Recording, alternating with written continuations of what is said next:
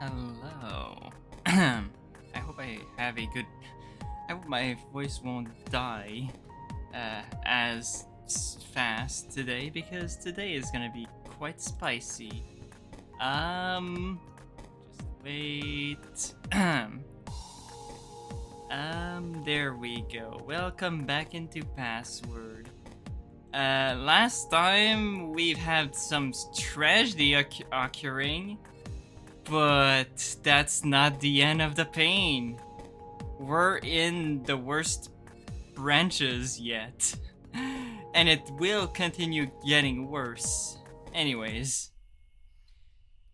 So, Orlando had sat down on the steps letting down from the back porch, propping himself up with his hands as he massaged, yeah, his knees.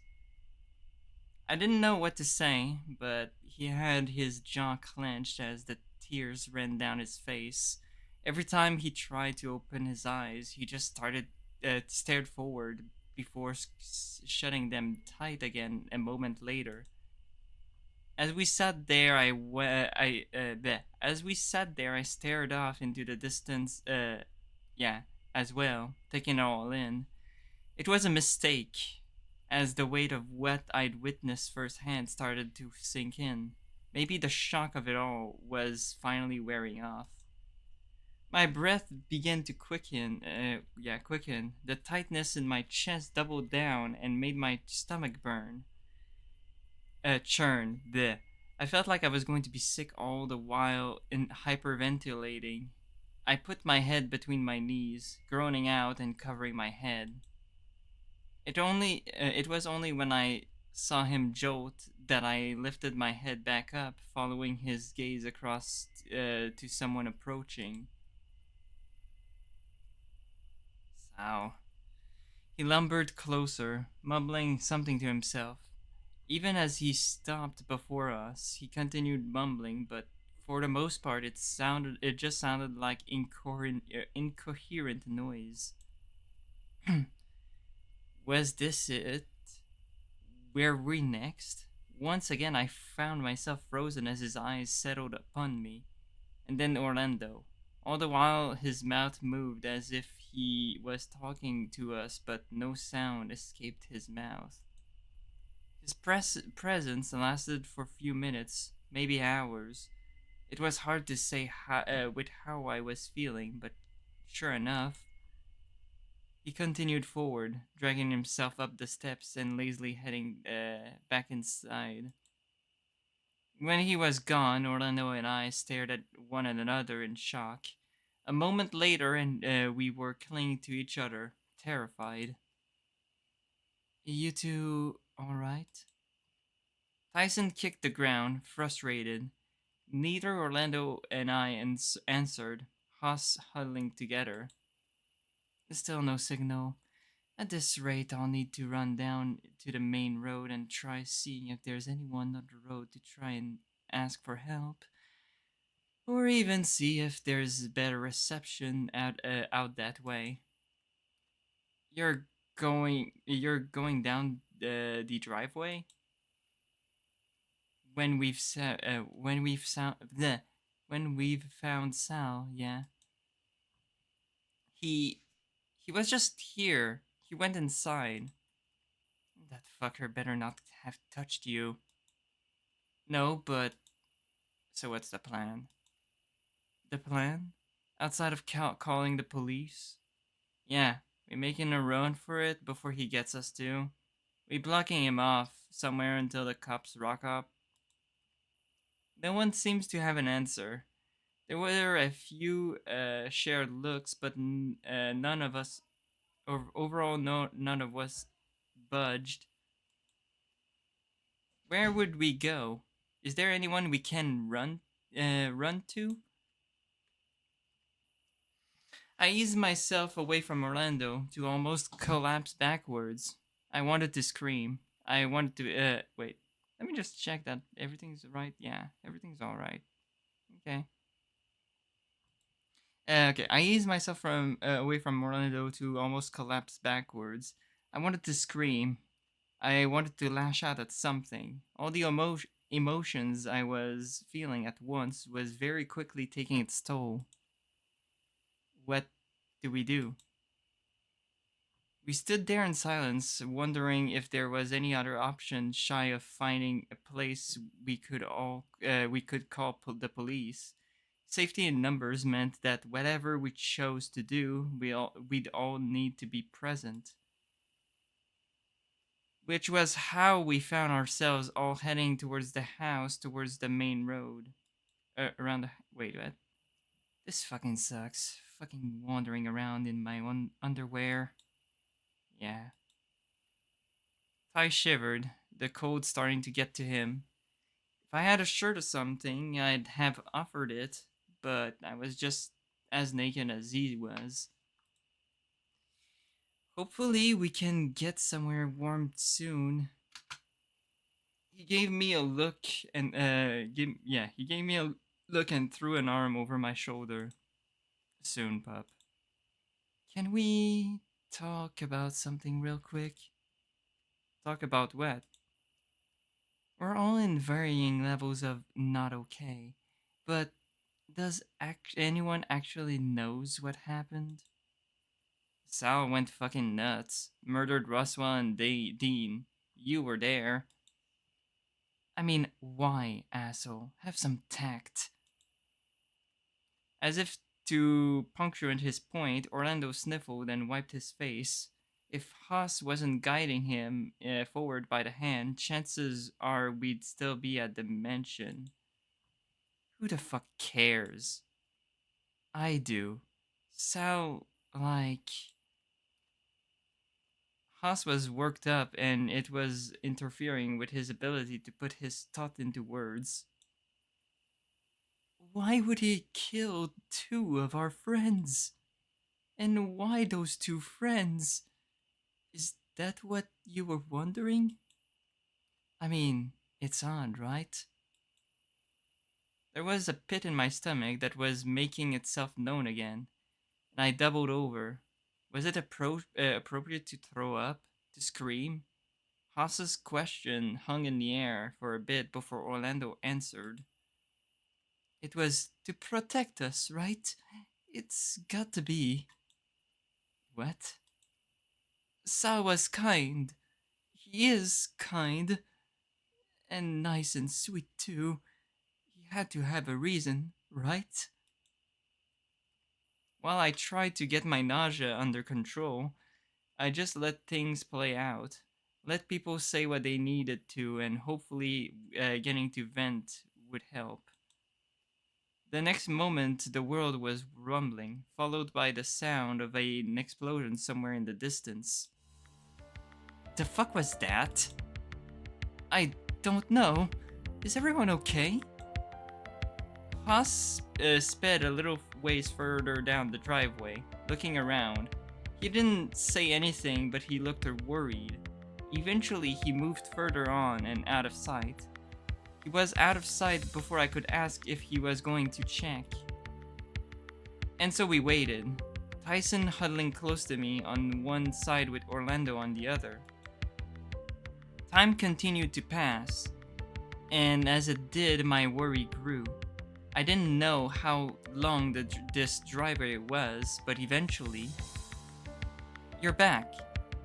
Despite the relief of seeing Haas again, he looked even more troubled on his return.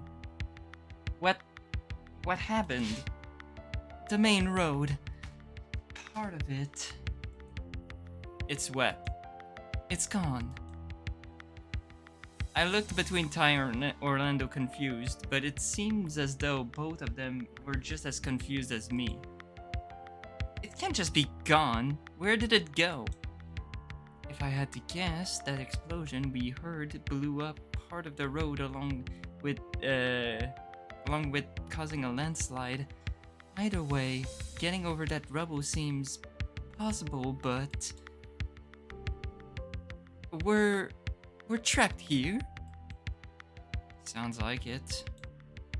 But fuck that. Come morning and I'll just keep going until we find help. But what until then? Do do we return to the mansion?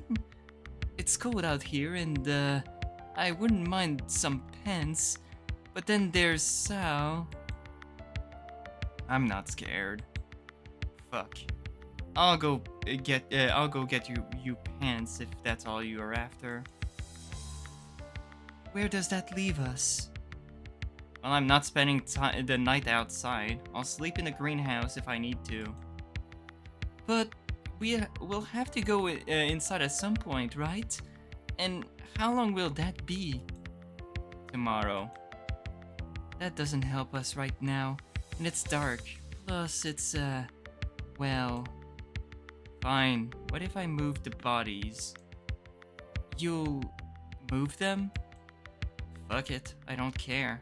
Having them just there is just. He trailed off, gesturing to the space before him, although the meeting wasn't lost on us. We trekked back to the way we came. It was still late, and having nothing to show for it, the walk was spent in silence. As the house came into view, our pace slowed, knowing what still awaited us on the other side of the door. I looked to Ty, who seemed reluctant to move, but upon looking at me, he snapped his head forward. He was stiff, marching toward the door and out of sight. And so we waited. Before long, he appeared, looking disheveled and bloody, but the deed has been done. Wait, what? Wait, is it? Because hold on. Is it? Because there should. On my notes, it says that for Route D, fail to use the keyword, and there's another event that should happen that involves Sal and Benson. The moment I walked in, the smell of blood hit me. My eyes trailed to the floor, seeing the drag marks heading off to an adjoining room. I can't. Everyone else was moving around me, seemingly in a trance as they headed towards the stairs. The smell of blood here was suffocating. My vision was going red, and I felt as if I was drowning in the smell. So much so that I could taste it. Orlando reached out and took my hand, giving it a gentle squeeze. Come on. I want to see them. I felt his arms around me in a gentle hug before he broke away a second later. Tomorrow, please. I'll come with you. I just need time to prepare myself.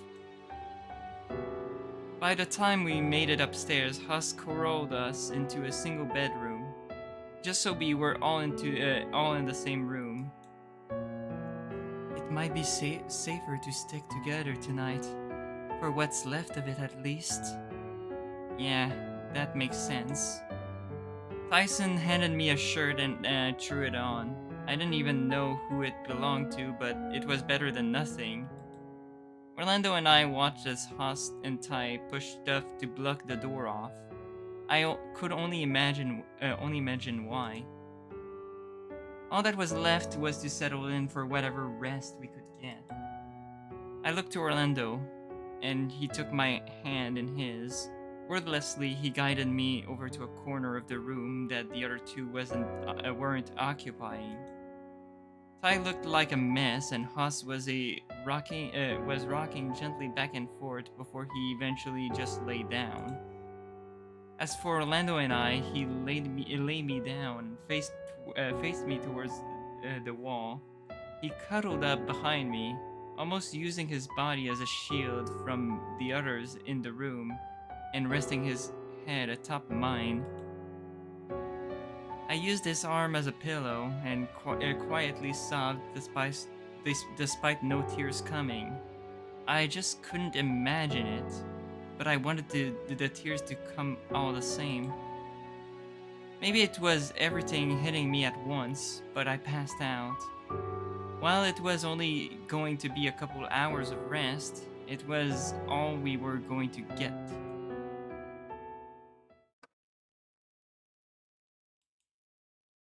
If it felt like I was floating, my mind still replaying the events over in my head while I slept.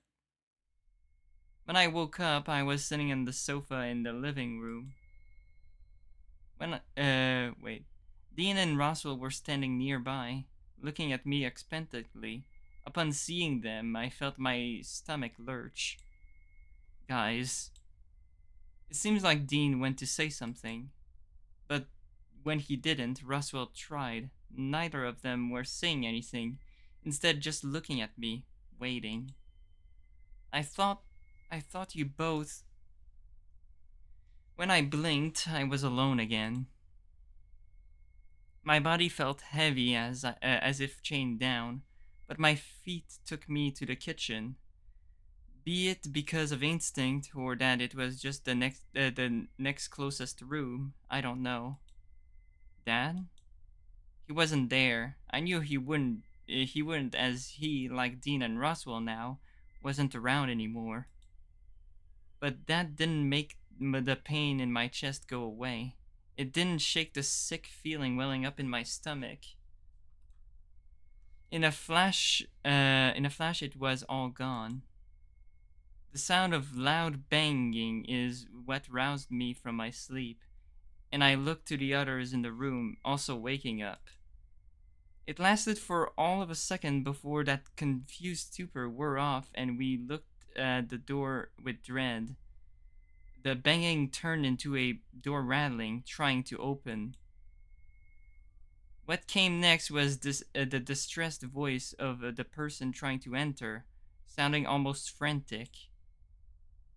Everyone, where are you? I looked to Ty, and he quickly shook his head. Huss was eyeing the door, wary, and Orlando had his hands covering his mouth, also watching the door. Soon enough, he left, his voice fading away quickly. Shit, he's awake. Shows that the soundproofing exists, though. Could hear him right outside the door, but chances are he's been searching for a while. What makes you say that? The tone of his voice? He did sound panic. Maybe scared, I don't know. Or he's trying to do us in. Well, we can't stay here forever. We're going to have to leave eventually. I know that. Fuck. Just alright. When we're all ready, let's head on out. All of us mentally prepared ourselves before Tyson and Orlando moved the barricade from the door. There was a moment of hesitation from Orlando when he reached out to open the door, but when he did, we kept close together. As we reached the stairs and looked down, Sal was huddled on the floor. He was cowering, talking quietly to himself, quiet enough I couldn't make out what he was saying. The trail of blood from where Dean and Roswell had been dragged off into the adjoining room was unmissable, a stain of red on the tiled floor we were heading towards. Sal must have heard us descend the stairs, standing and turning suddenly to face us. Everyone, there's been. Ty stuck an arm out to stop me from advancing, shepherding me behind him almost. Dean and Roswell, they. He took a step forward, and the three of us took a step back while Ty remained firm. Why did you? I could hear Ty starts to snarl. You fucker, you did this! From behind Tyson, I could see Sal's arms go limp in shock. What? No. Dean and Roswell, they're. I tried to, but. He took a step forward, and Tyson took another forward as well, his voice rising. You tried to what? I found them this morning, but it was too late. CPR wouldn't be enough, so. He scrambled for his phone in his pocket, pointing to it. I tried calling for help, calling any of you, but no signal. Honestly, seeing you all alive is a relief. It's then I realized he didn't know. He didn't remember what had happened and what role he'd played. The words caught in my throat, but it was Tyson who'd picked up the slack. Yeah, you're relieved we're alive, huh? You're planning to do it on doing us in too? What? Hey, something about this doesn't feel right, Tyson. Maybe back off a little. Fuck that, I'm not letting him kill anyone else. Sal took a step back upon hearing what Ty had said. In fact, his words echoed in the foyer with none of us saying anything. What did you say? I didn't. I couldn't. He took another step back, his head slowly turning to the stain on the floor he was inches away from. Sal, do you not remember what happened last night? Looking at Haas, he shook his head slowly. He almost seemed stunned by the question.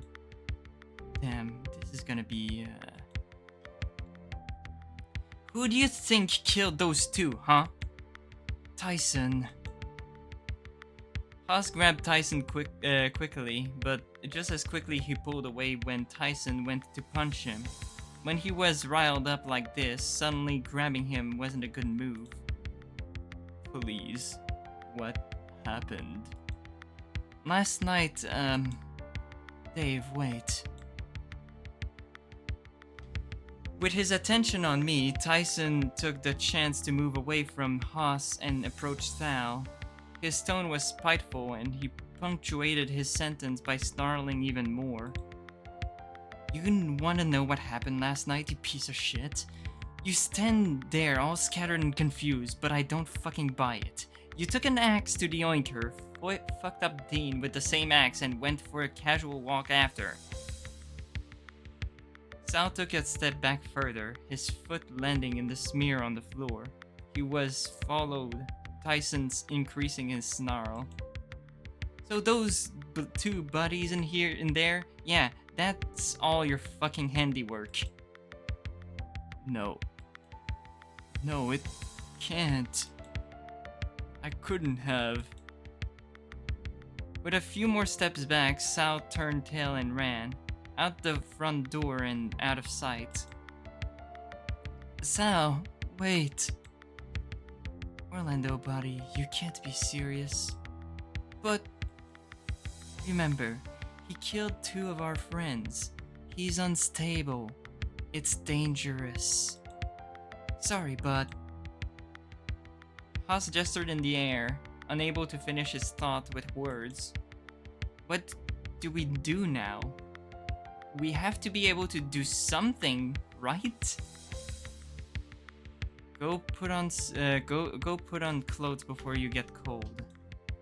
Then we go from there. So we're splitting up? Fuck no, we go together. It's only pants and shirts, right? Together we went upstairs.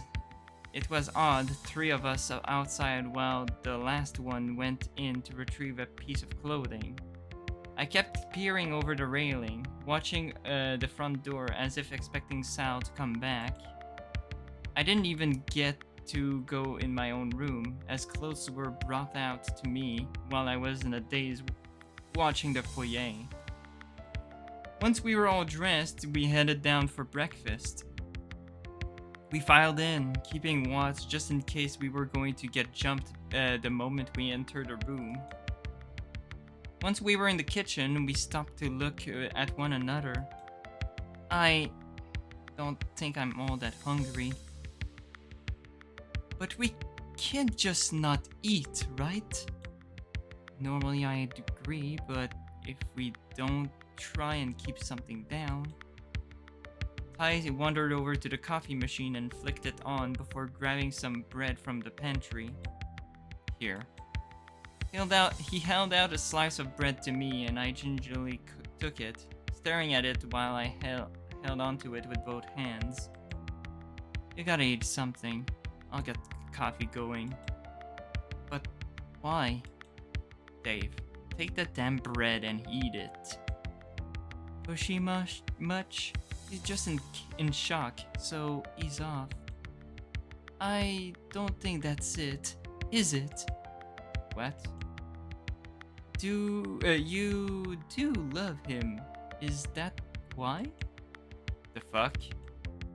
I zoned out as they continued to talk.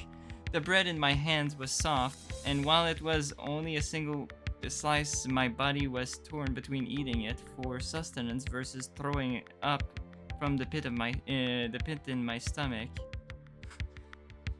So we're getting this talk right now when things are dramatic. Okay. Trembling, I devoured it, figuring that forcing it down fast was better than thinking too much about it too much. Still, I felt slightly worse once it was gone. Looking to Ty, he gave me a nod and wandered over to the coffee machine. Well, I think this is as good a time as any to talk about a plan, right? Maybe. What is there even to do? The first thing is securing a way out, right? A landslide is going to get in the way of that. So checking out that is one thing we need to do today, huh? What about Sal? Shouldn't we ask him about what happened? You can for all I care. Dave, you ain't going near him. But why not? You're not going near him. He can do what he wants. But I kinda get why you'd say that. It's dangerous, right? We don't have enough to go off. Who knows what could happen if we went and talked to him? No telling where he even went, right? I guess that's true. He went out the front door and I haven't seen him since. If he's planning on coming back, then chances are he'll get hungry at some point. We can lock him in the freezer or something until the cops arrive if we have to. Jeez, Ty. The freezer? Yeah. I think that might do a bit more than just detaining him. We'd be better off, I don't know, isolating him somewhere else? Don't care. So long as he's out of the way, is fine by me. Okay, landslide, Sal. But what about, I gestured behind me, hoping the others would clue in. Shit, yeah. Can't just leave them like that, huh? Glad to know I wasn't the only one considering that. Not being able to get in contact with police or an ambulance makes dealing with it harder. Uriel is out too, I'm guessing. Of course, I'm not just going to leave them here. No one's leaving anyone behind, Dave. But we gotta do something about them, right? Well... We all looked to Orlando, who seemed to be considering something. If there are no other option, we might be able to keep them in the freezer, right? Are you fucking serious? I guess it makes sense, but is that safe? Is that, I don't know, proper? All things considered, I think that's the best option we have, right? What, you're planning on bagging them up and keeping them there to stay fresh? Kinda, yeah.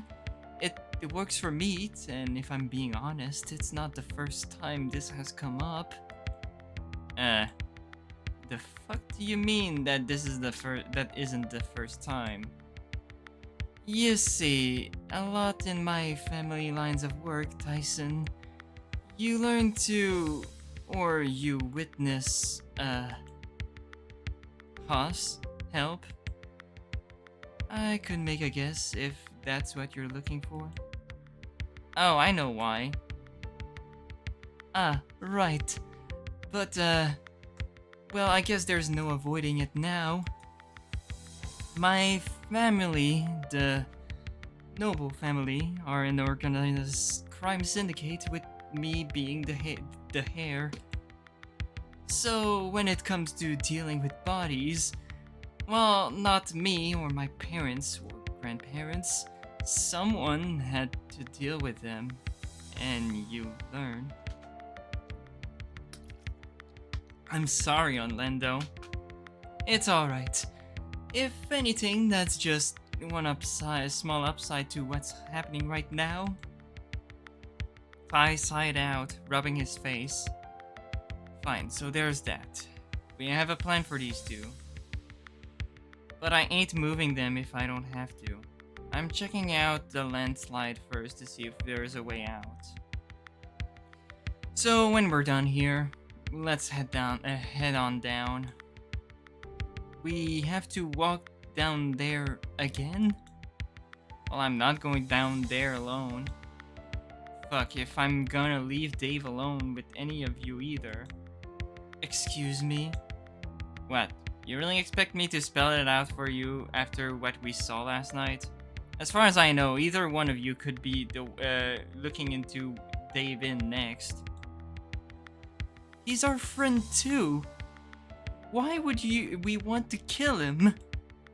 Yeah, reckon you could have said the same thing about Sal. Okay, it's fine. Let's all just go down together. That'd be fine, right? I suppose sticking together would be the safest option. Right. I looked between the others, feeling tense. Tyson was being protective, which was nice in that it put me at ease, but at the same time, he was starting to frighten me a little. Well, I guess we better go, huh? Ty didn't give us much time to get ready, instead leading us along towards the main road. The way forward was familiar from having trekked it during the night, but something about it being in the middle of the day made it feel safer. Come on, keep walking. He'd occasionally grab me by the hand and give me a tug to hurry me along.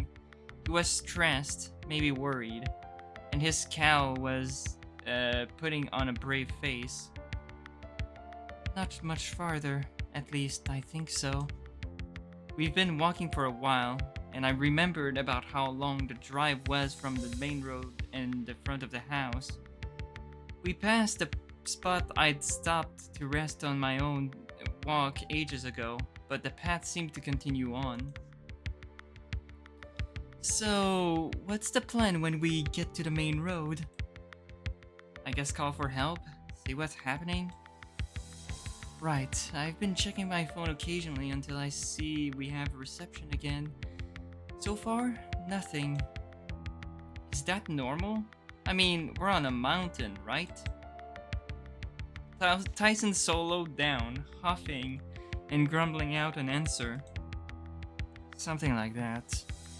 Boss drove out the mountain to get here, but fuck if I know which one is which one or where. Don't worry, I've got that sorted. Doesn't mean much if I can't contact anyone though. Is that likely? Well, it's strange that I'm getting no reception whatsoever. Sometimes it can be a bit spotty the further away from civilization you get, but we shouldn't be that far out from the city for it to matter that much. Do you think someone's messing with it somehow? What do you mean? You can't mess with that kind of shit, can you? You can, but question would be why? Why would you even know about that, Haas? Speaking of from experience, it's more difficult unless you really go all in. There's no reason to do that here, right? Oh no, not unless... Not unless what? What if it was to assassinate me? What did you do? Nothing. Honest. Is it because of your family? I mean, it makes sense, right? This is the perfect spot for getting rid of me, given we're helpless and alone. Tyson roughly grabbed Orlando and shook him. Let me make two things clear. Real clear. First is, if this is all because of you, I'm ditching you the first chance I get and taking everyone else with me. Die alone and leave us out of it. Jeez, Tyson is intense. Jeez, he's taking it to the extremes. Tyson? You shut the fuck up now, Dave. I'm not talking to you right now. He turned back to Orlando, spittle flying from his mouth. Second, and listen real closely, if you think Dean and Roswell died in some fucked up attempt to kill you, get over yourself. You missed Tyson being really like taking to the extremes and being like, okay, if it's Orlando's fault that we're trapped here, he's willing to ditch him out. My god.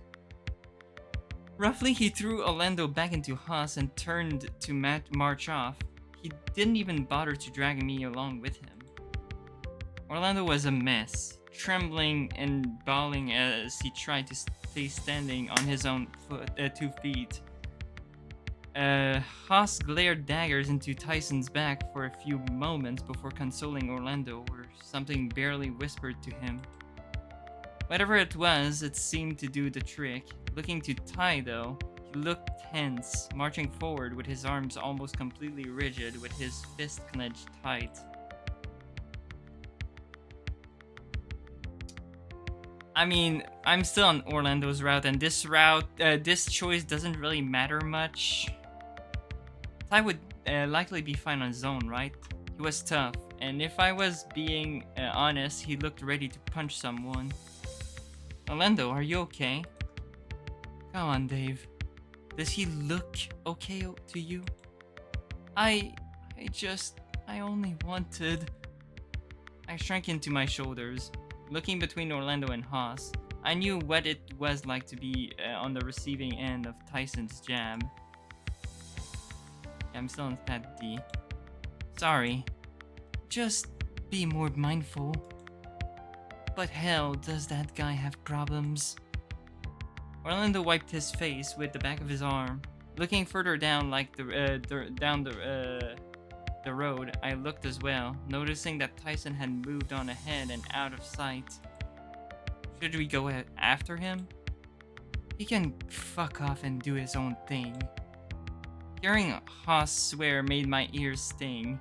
It was a rarity, but the way he delivered it had a tinge of malice that rarely made its way known.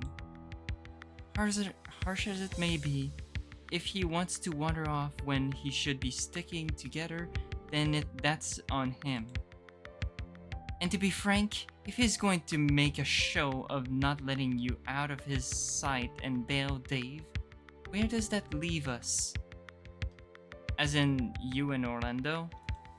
No, I mean all of us. He's unhinged. Maybe as much as... He looked to Orlando quickly before turning back to me, sighing out. Well, you know who I'm talking about. I nodded slowly, not exactly knowing for sure at first, but the pieces fell into place pretty quick upon seeing his gesture at Orlando with his head. Okay, what do we do now? Do we head back? Do we stay here? It's a tough call. Well, if we headed back now, we'd be safer, right? You sure about that? If I'm being honest, not entirely. But if Sal left, then he's probably be looking for somewhere to either hide or someone to help. Which, if the way out is the main road, and Tyson also headed that way. I felt my breath catch in my chest, quickly looking down the road in the direction that Tyson went. But what could mean that could mean Tyson's in danger. Well, while I feel like he's not helping behaving the way he is over what's happened, I don't want to see him turn up dead either. So at the very least, I think we should hold off going back for now. If I got to vote, I'd be wanting to follow Tyson. No surprise there. Well, we should stick together regardless, and I get the feeling that you're not going to just abandon him. Sorry, but if Sal ended up going this way, then plus the road and... I know. Well, let's get going. We can figure it out as we go. Chances are he's stormed off ahead without stopping, so we should probably catch up. Together, we set off down the driveway towards the main road, following the direction Tyson went. Eventually, the trees started to clear and we were at the main road. As we stepped out from the driveway, it opened up, the surrounding mountains rising and falling around us. We were high up, with the far edge of the road ending in a sheer cliff. Whoa. I wandered around a little, seeing it all for the first time. It was a shame I'd missed this on the drive to get here, but still. Tyson was off looking at a large pile of rubble obstructing the road. Huss went to join him, leaving me with Orlando. It looks bad, huh? Nodding, I looked past Orlando to the rubble. It was in huge chunks, having not only blocked the path but also taking huge chunks out of the road too. Do you think help will be able to arrive? Maybe. I guess we'll just have to see what Huss and Tyson find, huh? They were already making their way over, Huss in particularly looking grim. This can't be right. Dave, do you have your phone on you, right? You have your phone on you, right? Can you see if you're getting any signal? I fetched my phone out of my pocket and checked it. Low battery, but it was clear that I didn't have any signal either. But why? Well, that sucks. The road is fucked up too, and that landslide has busted the road, so climbing over looks like it's sure be a sure way to fall to your death. But that would mean we're trapped. Really? Is there no other way off the mountain? Ty seemed to think on it, but his expression quickly turned grim. Unless there's a way through the forest, we're stuck. Really, but where? How would we know which way to go? Does it look like I know? But we can probably safely guess that Sal didn't come this way either. Right, he gets stuck here too, huh? But does that mean he ran into the forest? Sal? Okay, so things might be looking bad, but at least we have some things going right. We have shelter, food, so necessities are set. Sure, but that doesn't. I trailed off and Ty threw an arm over my shoulder. We can make do. I'll keep you safe, Dave. That made me feel better, but I caught Orlando looking anxious, also looking for some sort of reassurance. When it became clear that Tyson wasn't going to offer the same towards him, he looked to Haas. We'll be fine, right? Huh? Oh, yeah.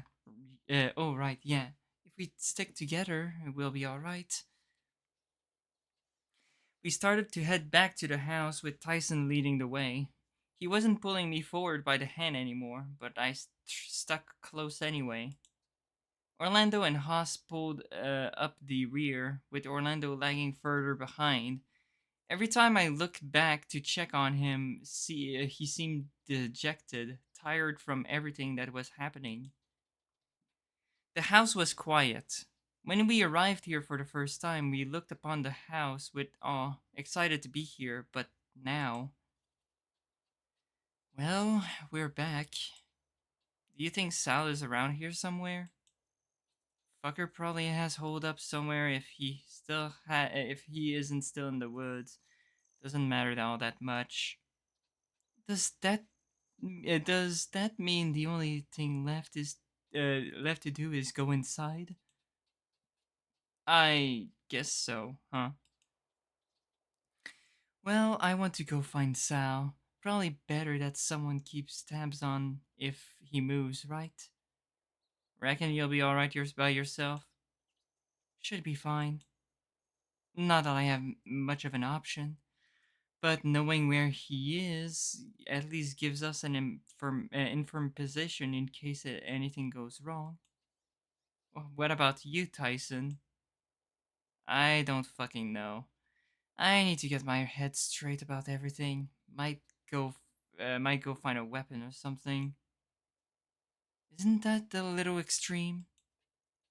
Not gonna be caught without one in case something else comes up. I felt him look my way, and I quickly looked to the ground. I was flattered, but hearing him so resolved that it was a potential thing that could happen again started to get to me. Fine, good luck on finding one, I guess. Headed inside after grunting once in reply. All right, I guess I'll head around the house and meet up with you guys later, right?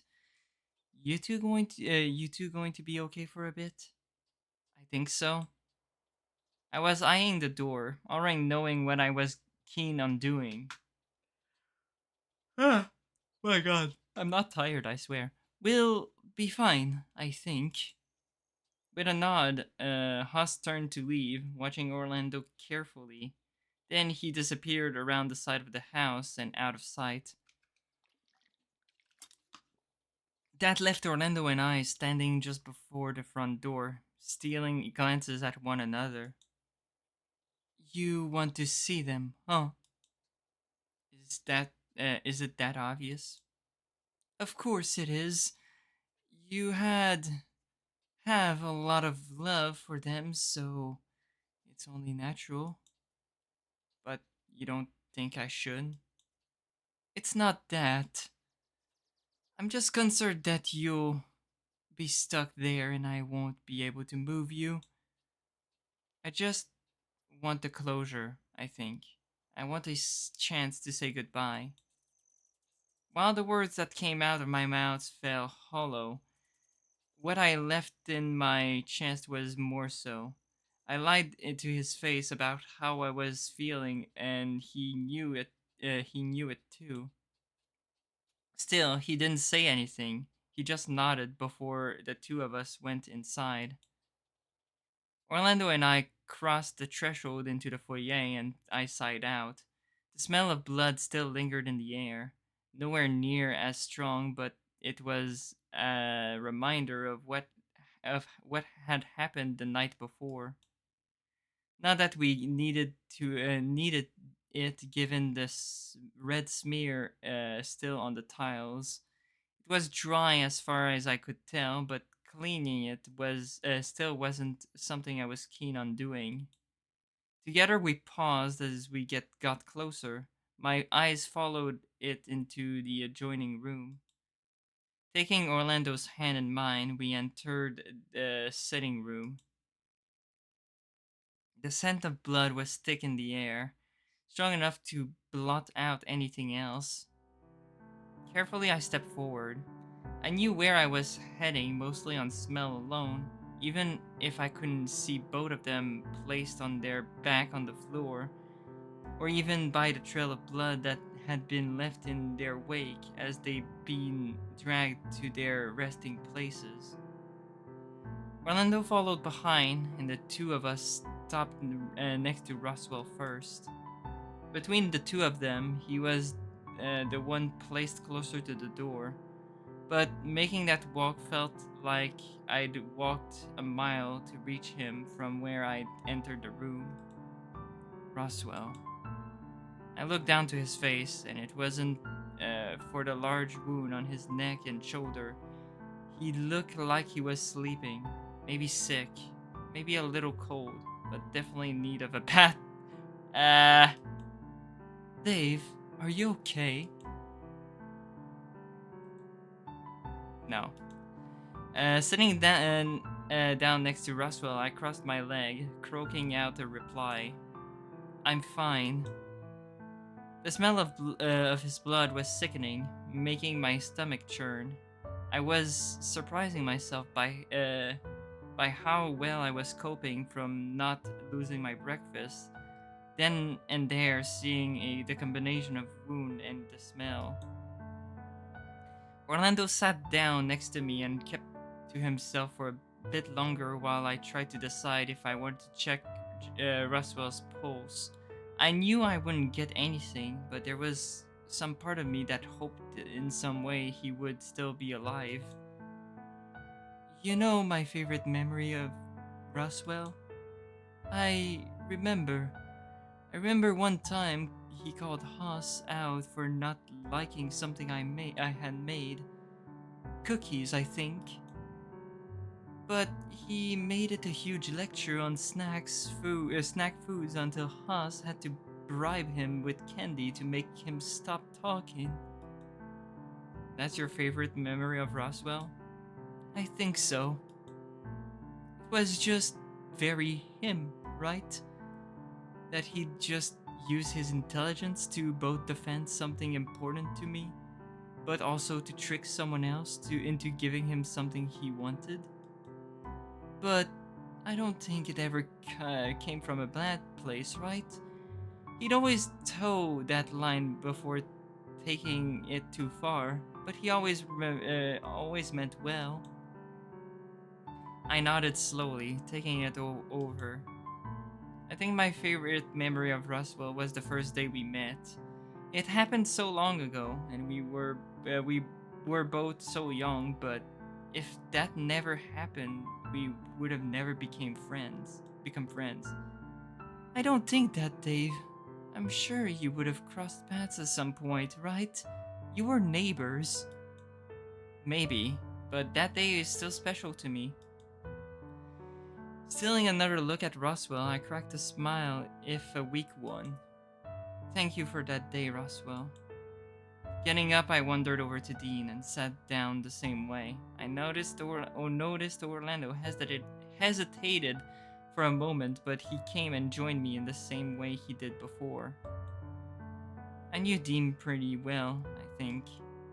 Better than I did, that's for sure. I nodded slowly, reaching out and touching his arm. Maybe it was just that he was larger in stature than Roswell, but his injury didn't seem nearly as bad. He was a good friend, confusing sometimes, but a good friend. Confusing how? I don't know. I think it was like I sighed out, rubbing a hand through my fur. Tyson and I went out every now and again for like a road trip or something to get me out of the house, right? But Dean probably did that more. Really? But then about you two dating? Flashing him a smile, I looked back to Dean. Dean was always kept saying it wasn't a date because of one thing or another. Either something went wrong, or that it didn't go exactly how he'd pictured it, or someone else came along too. But if I'm being honest, part of me thinks they were. Maybe not all of them, but enough to make me wonder if we'd been dating and I'd just been too dumb to realize it. Really? I would have thought that if it came to something like that, he'd be more, I don't know, forward? Yeah, maybe. I clenched my fists as they rested in my lap. I felt stupid, and now I never know the answer because of what happened. Hey, Orlando, I'm sorry to ask this, but the words were hard, and I found myself choking them out on the verge of tears from where I'd worked myself up to. What is it? Can I have a couple moments alone with them just for a second? It won't be long. He stood, his hands twitching in uncertainty. Okay, I'll just wait outside. If anything happens, I'll. The sentiment trailed off there, replaced instead by an affirming nod as he wandered towards the door. Take as long as you need, okay? Orlando closed the door to the room, and no sooner it had closed, I heard him sobbing, collapsing against the wall just outside the door. But then something in me snapped, something that clicked into place suddenly that made all of my sadness ease off all at once. It wasn't my fault. None of this was my fault. There was a spot on the floor that I'd started to focus on as my mind started to wander. Oh god. It wasn't my fault. My hands flexed, tensing and relaxing as a new feeling started to replace the sadness as I remained in that room. Sal's fault. It was Sal. My fists clenched. Soon after, my jaw followed. Then the growling. The frown next. Sal took them away. Sal killed them. Stepping out of the room, I closed the door behind me. Maybe it was the smell of blood, but I was in a daze, focusing in on the sole thing that seemed to be the problem. Sorry, Dave, I'll be okay. He retorted to wiping his face with the bottom of his shirt, and he stood to face me. Dave, what's wrong? You're growling. I looked through him towards the rest of the house, wondering if I could pick up Sal's scent somewhere to see where he could have gone, given he wasn't at the main road. No telling if he was even here, but if he was, I'd find him. Orlando grabbed me roughly and shook me by the shoulders. Dave, snap out of it! What happened? Sal. Sal? What about Sal? I thought it over in my head. There was a solution, a permanent one, and at that moment I was blinded to all the other possibilities and all of the sense of reason. I'm going to kill him. Jesus Christ. I forgot that part too. But there's a choice coming up that's probably not going to surprise you. You can't! His grip on me tightened, as if trying to stop me from trying. I'm not going to let you make that mistake. I'm not going to let you put yourself in that sort of danger. He killed 2 of our friends, Orlando. He killed them. I know. But think about what you're saying. I'm just as upset as you. Maybe you're more upset than me, maybe, but still. I'm not about to retort to killing someone over this. Trust me, please. He pulled me in quickly in a hug, rubbing my back. I'm so sorry, Dave, but this isn't going to make you feel better. This isn't what you want. Amidst the growling, I spat in my reply in a cold tone, one that I'd only ever seen a couple of times from other people, none of which good. You don't know what I fucking want. I shoved him away, my heart racing and breathing in deep. Dave, please! Once he's dead, once it's done, then what? The question made me pause. If you kill Sal, or try to anyway, what happens if you get killed instead? I looked to Orlando, waiting to see if he had any follow-up. And if you died, I'd be sad. But imagine what Tyson would do. He'd try killing Sal, and either go to jail or die to Sal as well. My heart sank. Resolved crippled but not dead. Killing just creates more killing. It creates more sadness, Dave. I've seen so much of it in my family, and it always ended up this way. If a life, I want a life free of that. I want to be a baker, or someone so far removed from from bloodshed that I never have to consider running into it. Then what, Orlando? What do you expect me to do? He gulped, unsure of where to put his hands when they'd been removed from me entirely. His reply came as a timid whisper, eyes darting to the floor. I don't know. But please, maybe just try talking with him? You want me to talk with him? Yes, I do. I get that you're hurting. We're all hurting. But if you have any respect for me, or even for the friendship you had with Sal, you'd at least talk with him first before deciding to execute him yourself. He's not my friend after what he did. Do you really think that, Dave?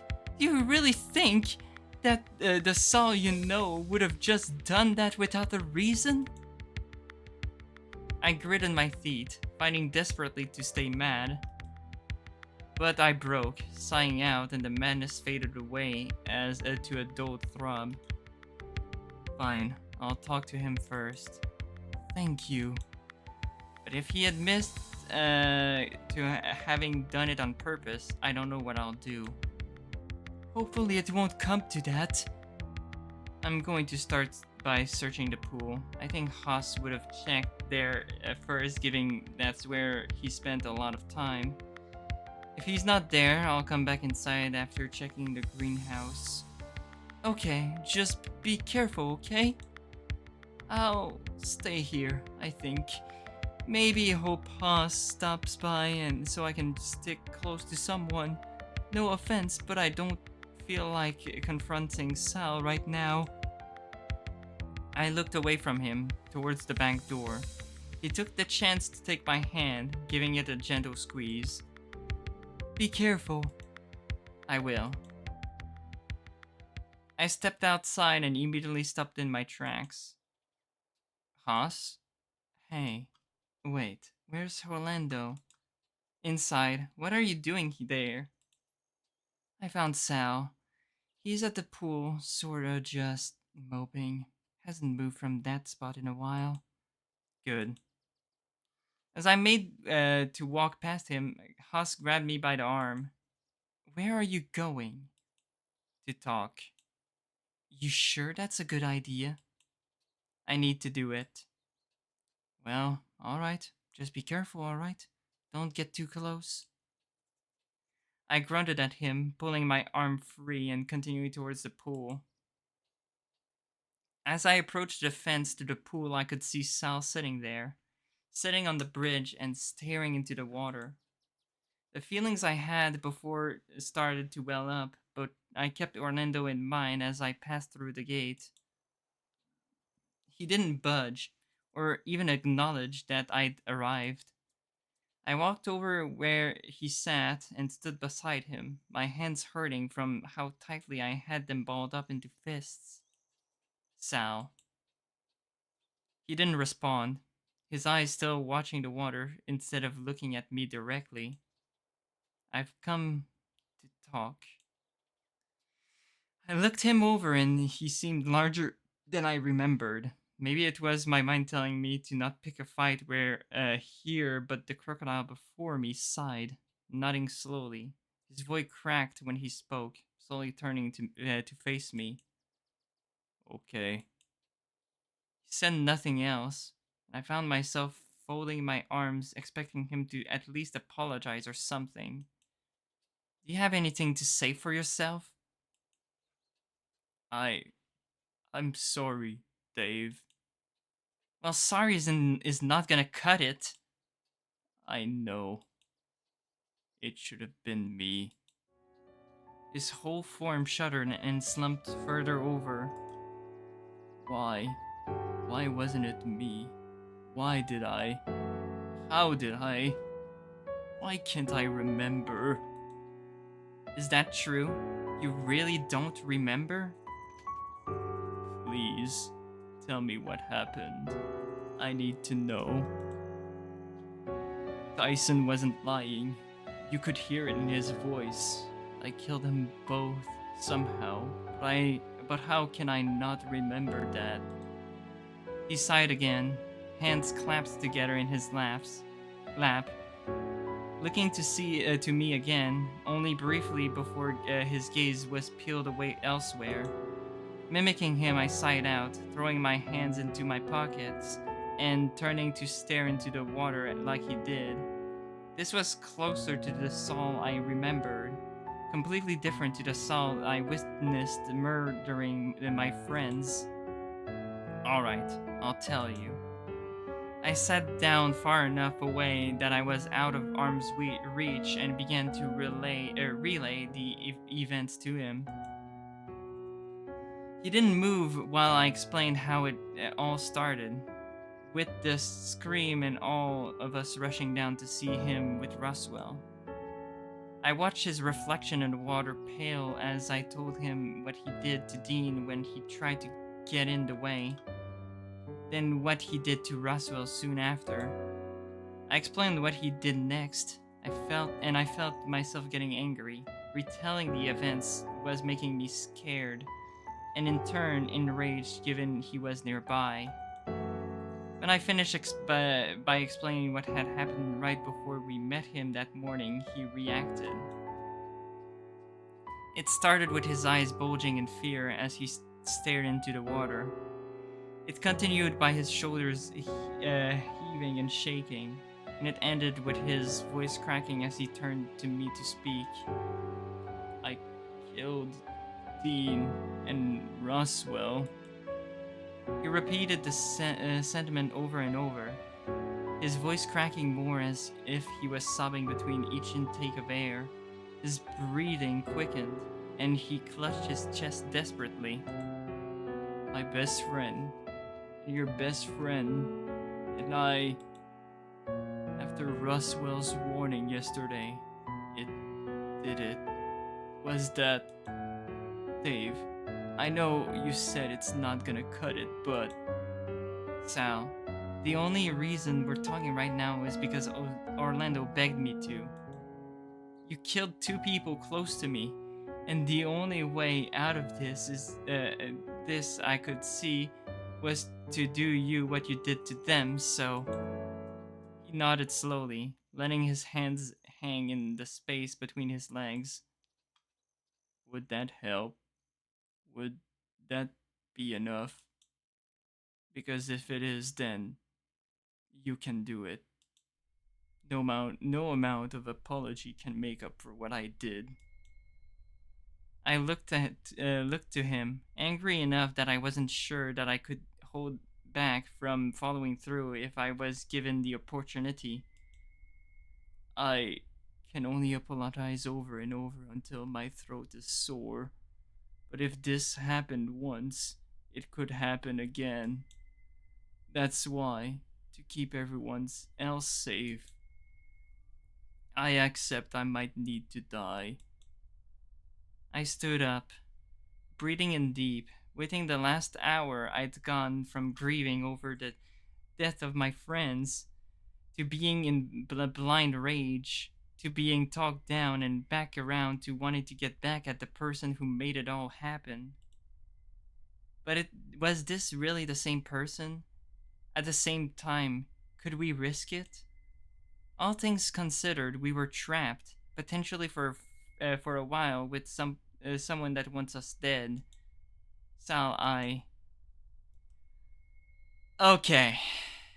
I know it's heavy and all, but this choice also sort of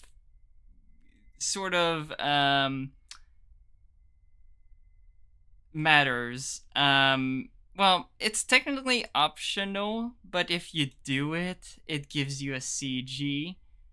But for the time being, I cannot kill him.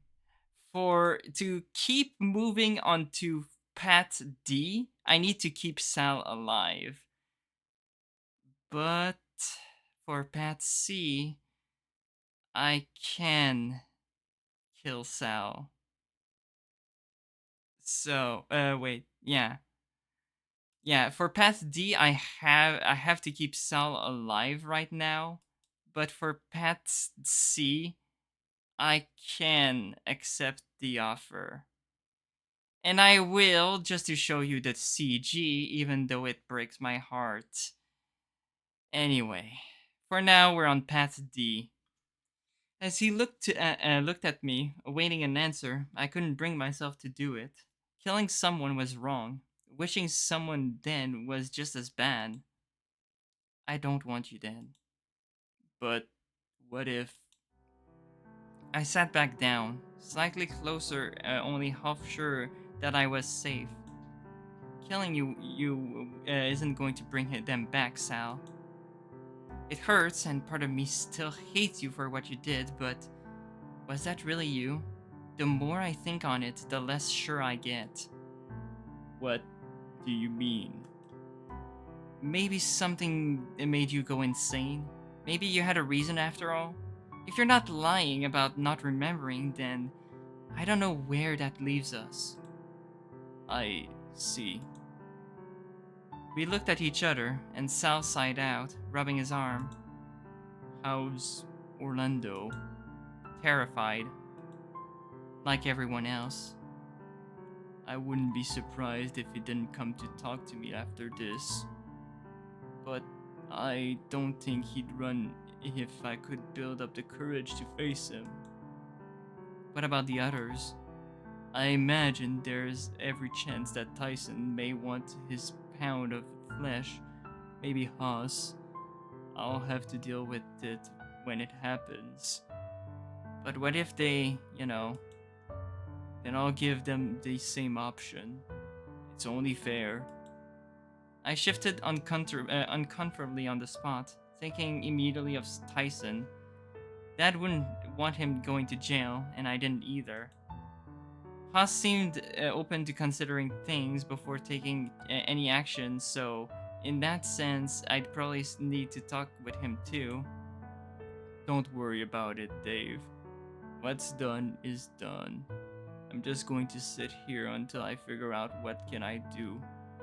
Or until the police arrive. That might take a while. Huss and I couldn't get reception, even on the main road. Well, I suppose I'll just wait here. Maybe if I'm lucky, I can find something to use as a blanket for when it gets cold tonight. You're planning to staying out here all night? You feel safe with us being under the same roof? I couldn't rightly tell him yes, and my expression gave it away. Don't worry about it. I've been in worse living situations before, so I'll manage. I'll check on you later, I guess. He just nodded and he went quiet. I waited, wondering if he was going to say anything else, but it never came. Eventually, I got up and left him alone. My mind was racing as to what had just happened, and I was left as confused as ever. I trudged towards the mansion, wondering if what I decided was the right thing after all. I couldn't bring myself to kill Sal, but the anger lingered and I had nowhere to direct it. With a sigh, I headed back inside. As I walked back inside, I was shaking. Once I'd said it, there was no going back. It was too late to change what had happened now. Dean and Roswell were dead, and what chance I had to channel how I was feeling was now gone. But oddly, I didn't have any regrets. Not yet, at least. Dave, you did talking to Sal go right? Yeah. My voice was barely a squeak, and I couldn't look him in the eye. And Sal, he's still there? I kept my eyes trained on the ground and didn't respond. But maybe that was the problem, as the next moment Orlando grabbed me by the shoulders, shaking me gently. Sal's still there, right? I looked him in the eye briefly before looking away. The moment I went to answer, he stepped back, terrified. What did you do? Nothing. Throwing my hands up, I walked around him so I wasn't backed up against the back door. We talked and that's all. Really? That's all? Yeah. Now, I don't know what to think. Orlando took my hand and pulled me closer, watching carefully. You had me worried a little bit. I thought you might have done something that you might have regretted. Sorry. I looked around the foyer, wondering why Orlando was still alone. He did say he'd stay here to not go missing, but even that seemed odd. Where's Haas? Oh, he was here for a bit and then wandered off to go find Tyson. Have you seen Tyson? Not since we got back. The idea that Tyson was missing made me worry. At least with Haas, he was somewhat accounted for. Thankfully, it didn't last as a problem for long. Ty. The sudden pang of relief made me rush over to him and hug him around the middle. But something was wrong. He didn't budge or even flinch. He pushed me away firmly before folding his arms over his chest, looking between Haas and Orlando.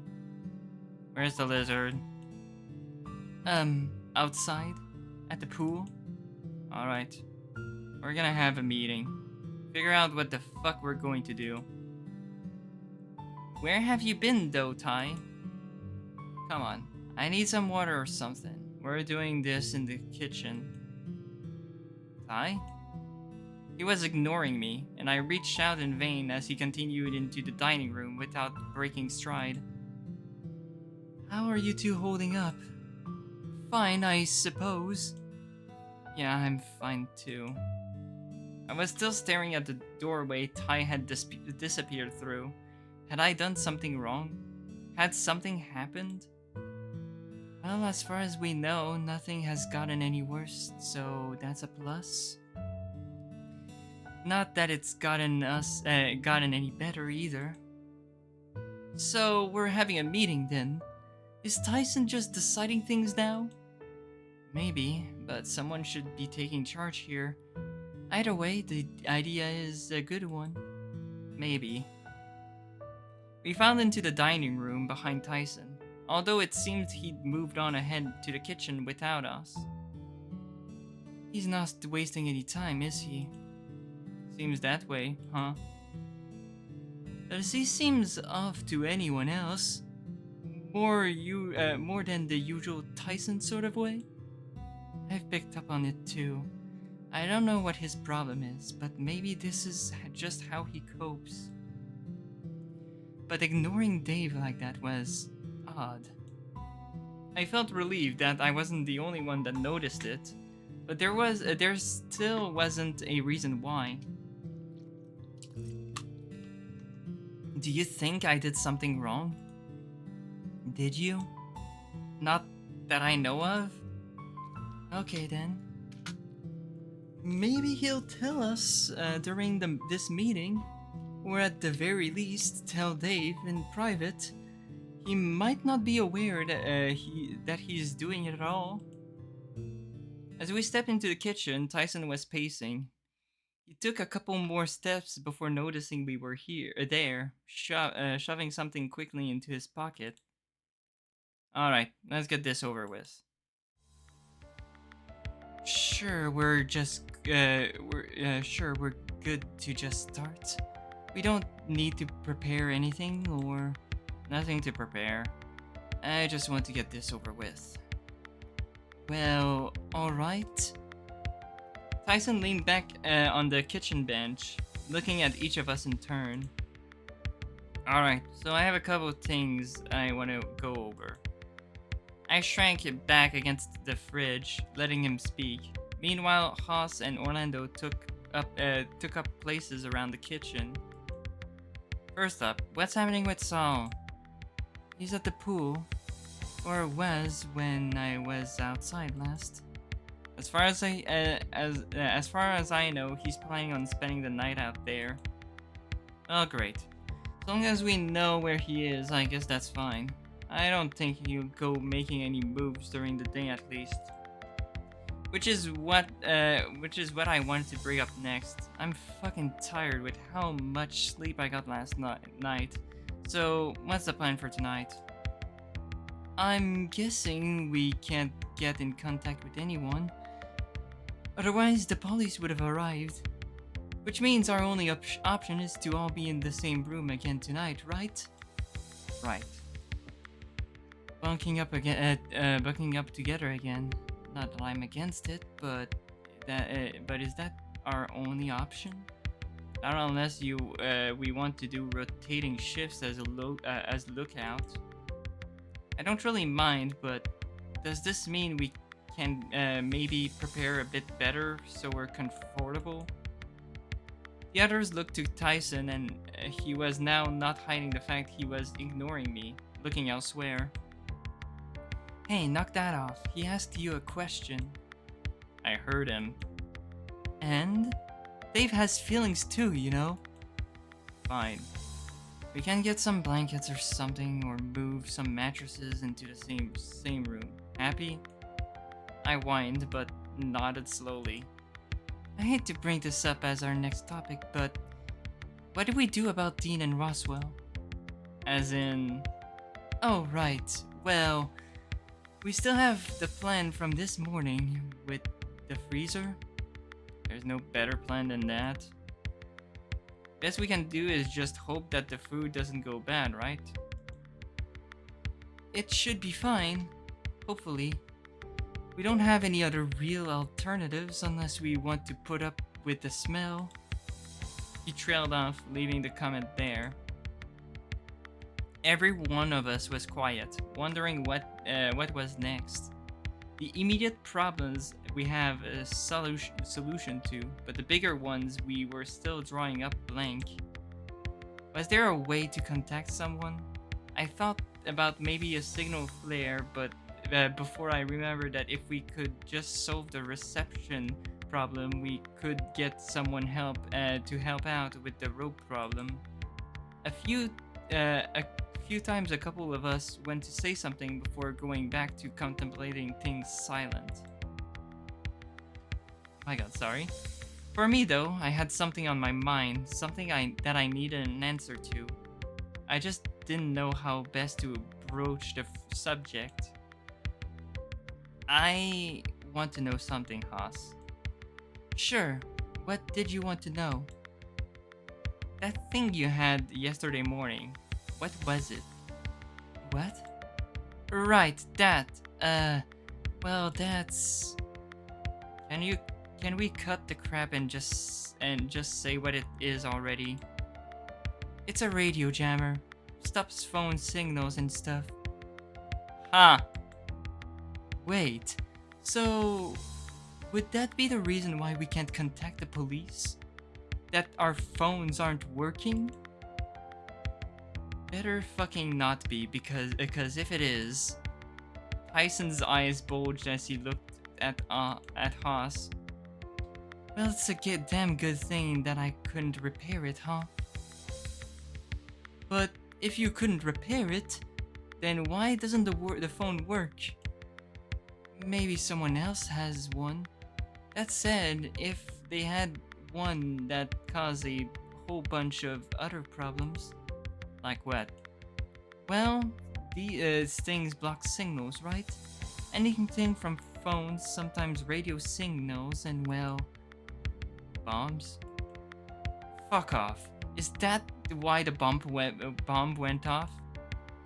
But wouldn't one of these jammers, like, stop it from going off? Look, it doesn't matter. Sure, I shouldn't have hid this from everyone. But as far as we know, someone either is probably using one of these jammers to keep us here, or we're just very unlucky. I don't think it's just being unlucky. Neither do I. Tyson sighed, shaking his head. Well, if we're fucked in that regard, best we can do is wait it out. That or we go find a way through the forest. If we had a choice, I'd rather not. Just in case we get lost, right? If Dean were still, The room went quiet, all of us looking to the floor. Huh? My god.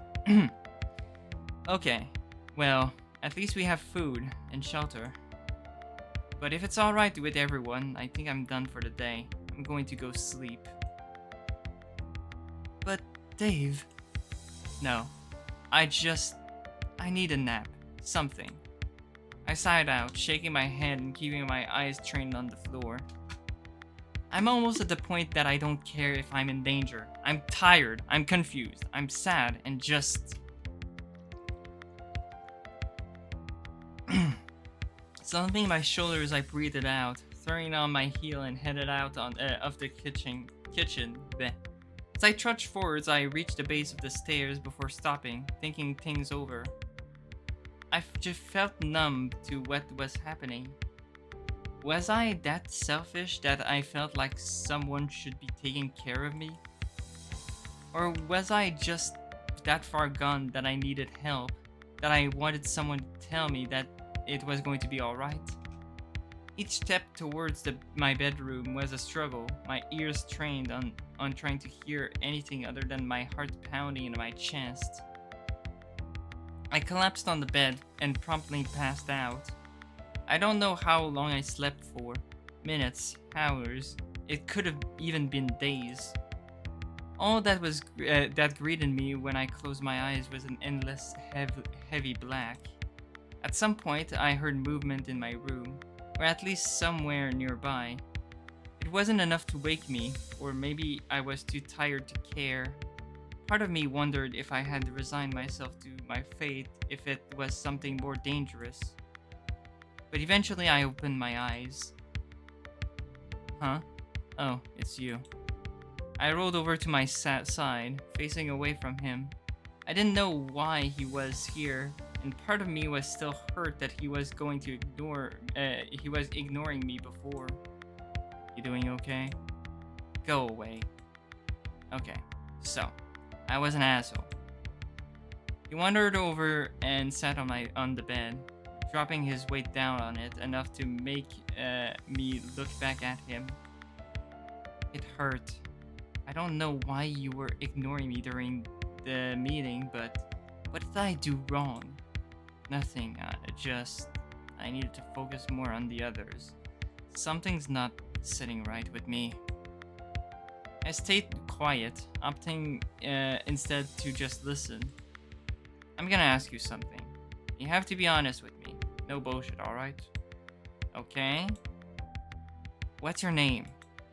Dave? Why? What's your dad's name? His name was David. Why? And your driver's license has your name on it, right? First and last name? Yeah? Then we have a fucking problem. What's the problem? I rolled over to look at him, and he seemed troubled, hands shoved into his pocket, seemingly thinking it over. Probably better if I show you.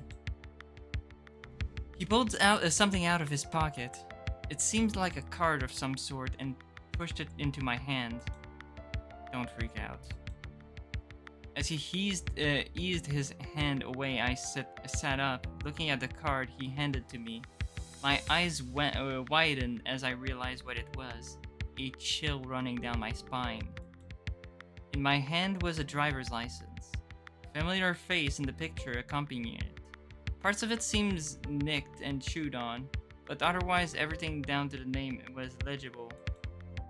But it can't be. You didn't bring this with you, yeah? No? Then how the fuck did it get here, Dave? I ran my fingers over the embossed name, each letter of the name, making it clearer that I wasn't imagining it. I don't know. Well, unless there's another family using your last name that all are also hyenas, and then something fucked is going on. I don't. I mean, but what do we do? The fuck yeah, if I know, but I know I'm not trusting any of the those other fucks with you. Why not? They're my friends, and I took both of my hands, looking me in the eye.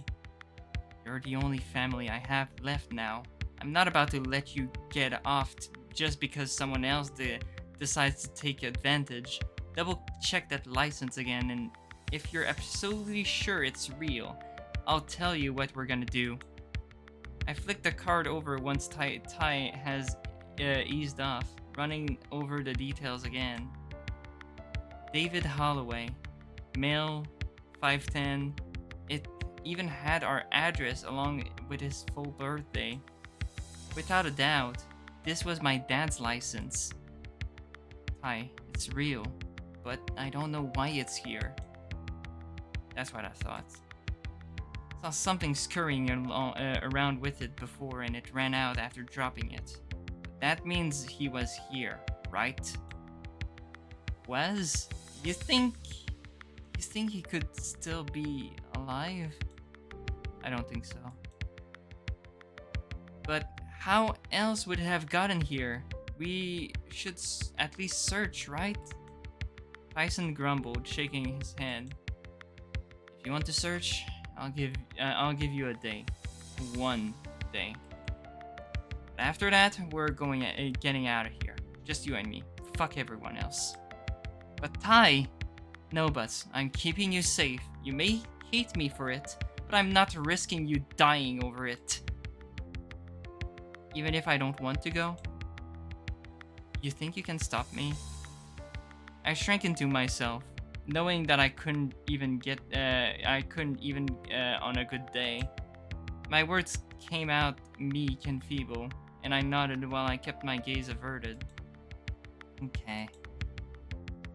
Still want some space for now? Hungry? It's way past dinner.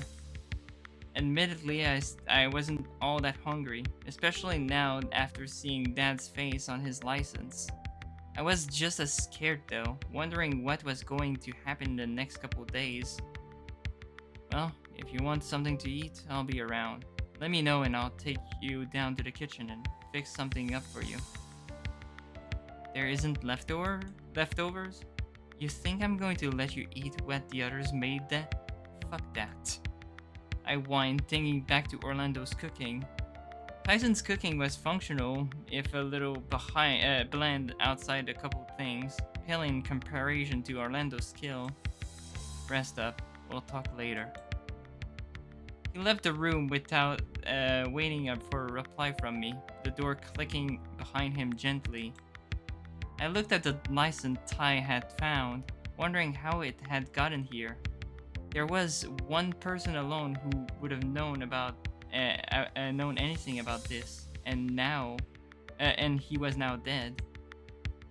Not that I told anyone about that, but I knew one place that might hold some answers. I made my way to the conservatory, figuring I'd just trace my steps back. The place was empty, and I let out a breath I had apparently been holding. This was my secret for now. At least until I had answers. Maybe Dad was alive. Maybe he wasn't. There was a chance, right? If this was Oswin's house, and Dad had been here, there had to be something in the way of a clue, right? I clutched Dad's license right in my pocket as I stepped into the dark. I'm coming, Dad. I breathed in and raced forward, entering the library and throwing a caution to the wind. Everything was how I'd left it, and I made my way down to the door and stepped through it to the corridor beyond. But I almost retched the moment I did, the smell of something bad hitting my nose. It could only be one thing, and it was suffocating the air of any other scent. It branding my nose even after I covered it with my arm.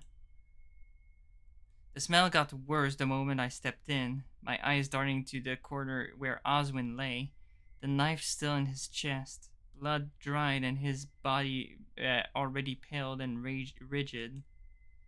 Light from his computer was still casting a sickly glow about the place, long shadow cast along the floor. There has to be something here. There's nothing for you here. I froze, eyes darting around looking for the voice. Familiar, robotic, and something I associated with Oswin when he spoke to me coming through speaking to me through the intercom. Leave. Who's there? Very quickly in the shadows in the room moved, the sound of scurrying starting and coming to a sudden stop. You should not have come here. Not after what you did to my master. You're... That's when I spotted the beady eyes watching me from the desk next to Oswin's body. The ragged body of something hunched over, a large metal collar bound to its neck with a speaker attached to it. I gulped, looking at the rat as it stared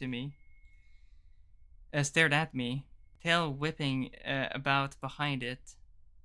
Are you listening?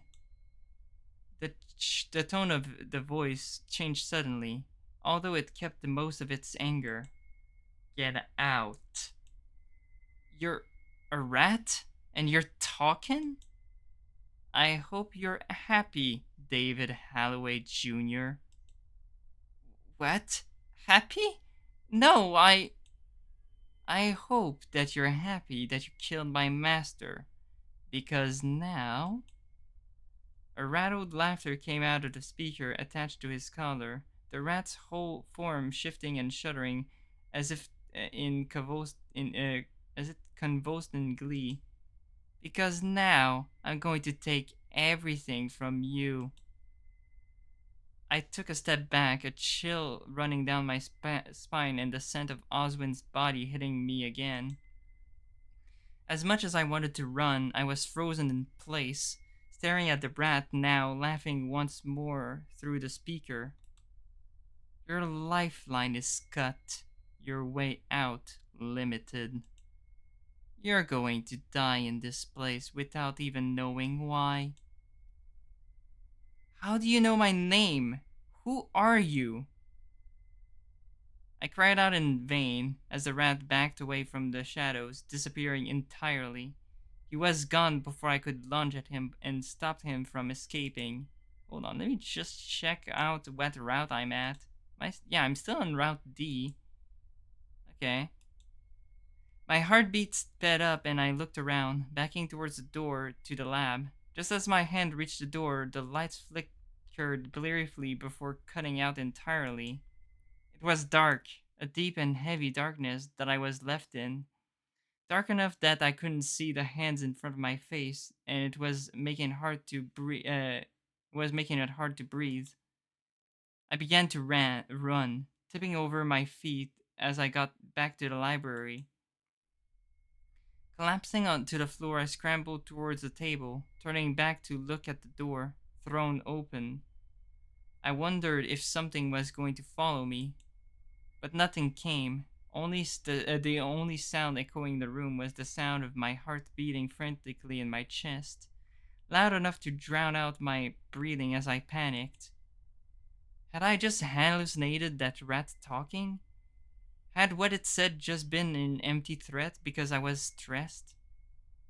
That's all it must have been, right? Stressed?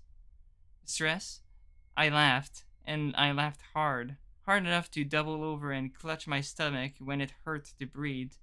But I couldn't keep it going. I devolved down into empty sobs soon enough. I shut my eyes trying to block it all out. Block everything out. Maybe I could fix this somehow. Maybe I could go to the vote and try and open it. Shaking, I pulled myself up and continued back towards the conservatory. Empty and quiet, filtering in the light filtering in form outside, even if it wasn't all that much. My eyes had adjusted somewhat, but I felt around in the darkness in case I ran into something. Then I got to the base of the stairs and I looked around. It was still quiet. I half expected Tyson to be around, or Huss, or Orlando. Anyone. My attention went to the door leading to the sitting room, where Dean and Roswell were last time I saw them. Had they been moved to the freezer? Were they still there? I hugged myself as I hung my head, heading towards the basement. When I reached the vault, I already knew something was wrong. I shivered, cold. There was a ringing in my ears from just how quiet it was, but that paled in comparison to what I'd come to realize. The vault was offline. Pressing the buttons did nothing. The display held nothing on it either. My lifeline has been cut. The rat had followed through on its threat, somehow, and I didn't understand. Sure, my friends called me Dave, but that was just easier than having to always question if they were talking to me or my dad. It wasn't exactly something that I came up when introducing myself, and this was the first time I'd met this rat. I didn't know what was going on, or even why. Before I realized I was on autopilot back to my room. By the time I got back to my room, I was hungry, but I didn't care. I was pacing, worried. I was on edge, hyper focused on any sound or movement that happened nearby that wasn't my own. The slow knocking on my bedroom made me freeze, head snapping to stare at it until the person knocking entered the room. He said nothing as he closed the door behind him and flickered off the light, leaving us in the dark. Where did you go? Nowhere. He stared at me, and I stared right back. It was none of his business. Fine, whatever.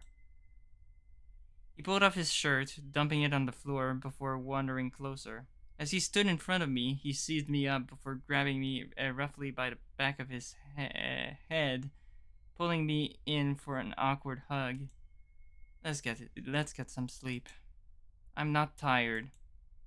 His grip eased off, but he didn't pull away. I don't care. Blech. Well, you should. Orlando would. Huss would. I thought you cared about me, too, but he grabbed me roughly by the shoulders, pulling me back. Oh yeah. And were those fucks all afternoon? Have they waited by your door, making sure no fucker is going to get to you? I winced as he yelled, point blank at me. At me. Wait, what? His breath stank, and I whined the closer I got. Neither of them came by once. Didn't even try to check if you were okay. But I did. I whined more as he shoved me roughly back onto the bed, approaching and pinning me down. The distant sound of thunder rolling in hinted at the coming storm, but it was being drowned out by the sound of Tyson's breathing and my heart pounding in my chest. Stop fighting me. He stared me down, intense but not angry. Or if he was, it eased back to the point I couldn't see it anymore. Had the others had enough of me?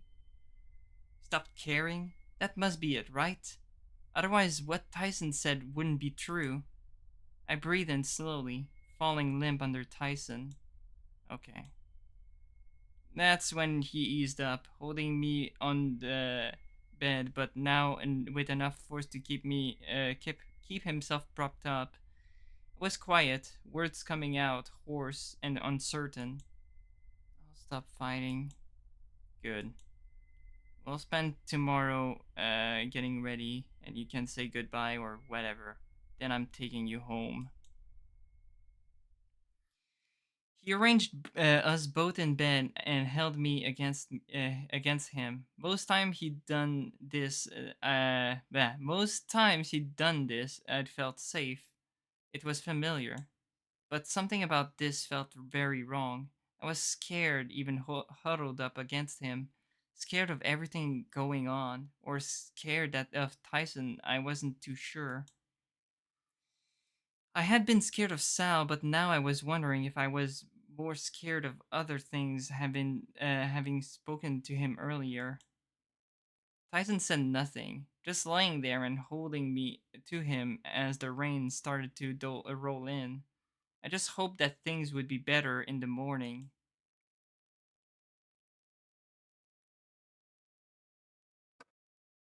Day 12. I felt as if I'd barely slept. It felt surreal, everything that had happened so far, but the reminder of Tyson laying behind me told me that I was only here for one reason. I felt sick. I felt confused. I felt scared that things were going to get worse before they got better.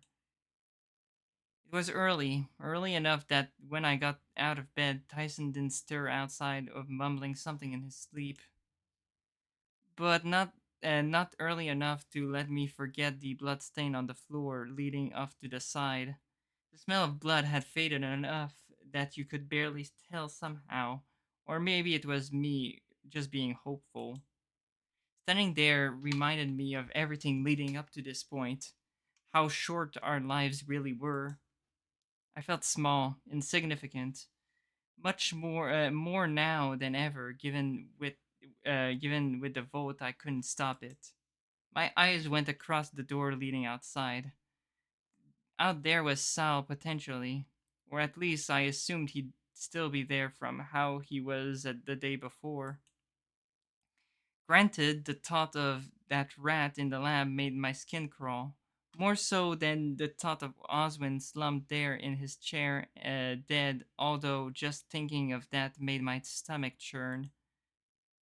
Stepping out into the morning air, it was cold, the grass still slightly glistening from the storm the night prior.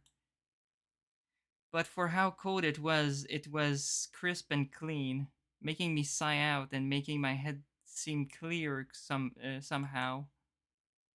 Wandering over to the pool, I eased upon the gate, trying to be quiet, looking around. It didn't take me long to find Sal huddled up in the corner, looking somewhat uncomfortable. Sal? He stirred as I approached, shuddering and sighing out before looking at me briefly. Morning. Have you really been out here all night? You look cold. He shrugged off the small blanket that he had with him, seemingly, if not accomplishing, more in the way of keeping him warm through the night. I have. Orlando came out and last night to give me a blanket, but he didn't say much. Just brought this blanket and left. What did he say? Sal sighed out again, stretching and groaning as his joint cracked. Not a lot. He gave me the blanket saying that it was cold outside. Then struggled for a bit with wanting to say something, and then went back inside. Oh, well, at least he didn't want you dead? No, I suppose he didn't. But he's not exactly happy with what happened either, in a way beyond the obvious. That seems like a good thing, right? Like it could have been worse. Sal rose to his feet. He was shaky, bracing himself onto the wall while he rubbed his eyes. My best friend is dead. Tyson wants me dead. I killed two people, and I barely remember. While I acknowledge that things could be worse, that doesn't make me feel better, Dave. Then what would? Truthfully, I'm cold. My appetite is shot, but warming up would be appreciated. You couldn't take a hot shower?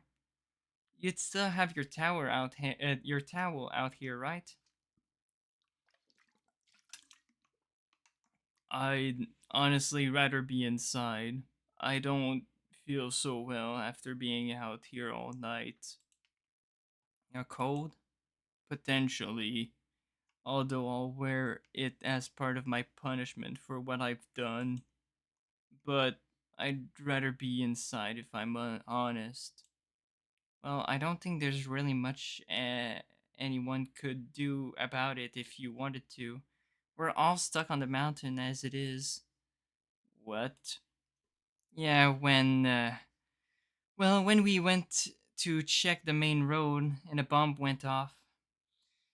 The road here is covered with rubble, so that's not a way off. Well, oh, well, I see. Then Dean and Roswell, they're whoops, my God, whoops. Now wasn't the time to fill him in on what our plans for the body were, and it was too early for me to really know what exactly how to really know how to phrase it either. Jeez. We have plans? Alright. Well, if I head inside, would it be fine if I lock myself in my room? Or if you lock my room from the outside somehow? I guess so. I don't know, Sal. The others will need to know though. Right. Well, it's only fair. Sal and I trudged back inside slowly. I felt bad that I kept my eye on him, worried that he might lash out and do something to me with no one else around. But I'd resolved it in myself that the person I was speaking to and the person that killed Dean and Roswell were different people. Physically, sure, but mentally, the difference was enough for me to not be scared to be around him. Although, as we headed upstairs, I watched quietly as he disappeared out of sight, presumably into his room. Should I have followed? Sure. But I was too relieved to not have been attacked that it didn't occur to me until he was gone. I made some coffee and sat alone in the dining room for a bit, letting things run through my head. Today was the day I had free to tie up loose ends before Tyson dragged me away from here. Would the others be safe? Would we be back to get Dean and Roswell? What about Oswin? Sitting at the dining table, I sighed out, coffee in my hands. I was shaken, no longer tired, but my body felt like it was made out of lead. Where the fuck were you?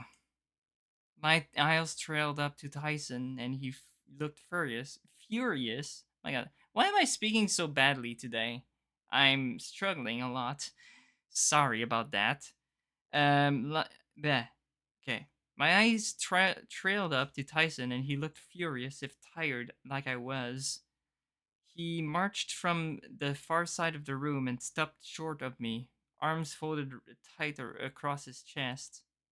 Well, I couldn't sleep, so. And if something happened to you, I didn't, but when we get home, we're gonna have a long talk about this. No sooner than he'd finished grilling me, we both turned to look at the other two that as they entered the dining room. The air was tense and I couldn't place why. Dave, you're safe. I tilted my head in confusion, wondering what he meant like that. And I've seen you still got your guard, dog. My what? What, Tyson not tell you what he did yesterday? No? You shut your mouth. Looking between them, I was confused, settling to look to Tyson for an explanation. Ty, what happened? You don't need to worry about it. The hell he doesn't. Dave, he's unhinged. He camped outside your door and didn't let either of us come see you. We were scared. He had a knife and Tyson tensed. I could see it in his the shoulders the moment Orlando trailed off. Tyson went to say something, but Sal's arrival made everyone pause. Haas and Orlando backed away. Tyson shifted closer to me, and we all just stared at one another. Hello. He looked to Orlando and almost immediately was greeted with him backing away further away. Are you feeling better now, Sal? Warmer now. Warmer, yes. Thank you.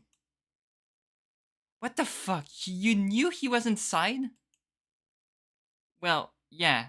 I went out and checked up on him this morning, and Ty grabbed me roughly by the shoulders and shook me.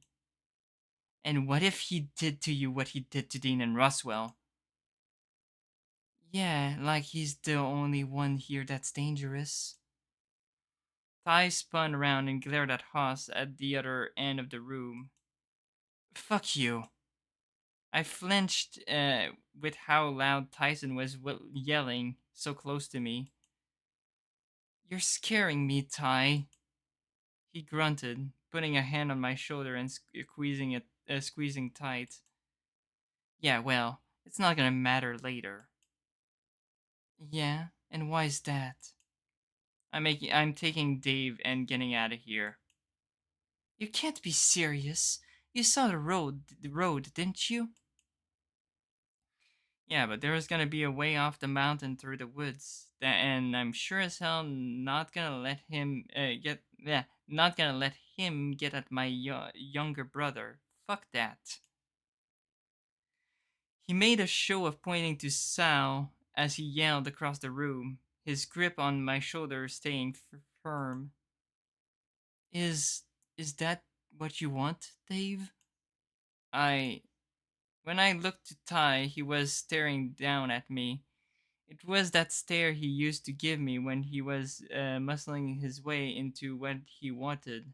A stare that I hadn't seen in years given Dad hadn't put up with it. Tyson was a bully. Yeah. The word was out of my mouth before I knew it. A flinch reaction. Tyson seemed smug, happy almost, that he'd gotten his way despite how crestfallen Orlando was in comparison. Fine, if that's what you want, then that's that. Haas, we can't just let them go, can we? Haas stared me down, looking quickly to Tyson and then back to Orlando. I don't care. Huffing out, Haas wandered down the length of the dining room, shoulders stiff. He didn't break stride once he disappeared into the kitchen. I'm sorry, Orlando. His eyes found mine, and he just sighed out, occasionally shooting Tyson a look before following right behind Haas. He took a wider berth than Haas did, eyes locked to the floor, and he too disappeared into the kitchen. That left Sal, awkwardly standing there, forgotten for the time being. What did I tell you? Some friends, huh? And the knife. Talking hit a nerve with Tyson, almost bringing him to the point of snarling. The fuck did you say? What Orlando said when I was arriving. You had a knife. Yeah, what about it? I'm not gonna let Dave get jumped, and I'm sure as hell not gonna leave myself defenseless. Then who's protecting Dave from you? Huh? Big talk for someone who took an axe to two people recently. Ty, that's not. Besides, I thought I told you to drop dead. What the fuck are you even there for? Sal was quiet. idly fiddling with his hands as he stood at the other end of the room. There, Dave is safe with me, aren't you, pup?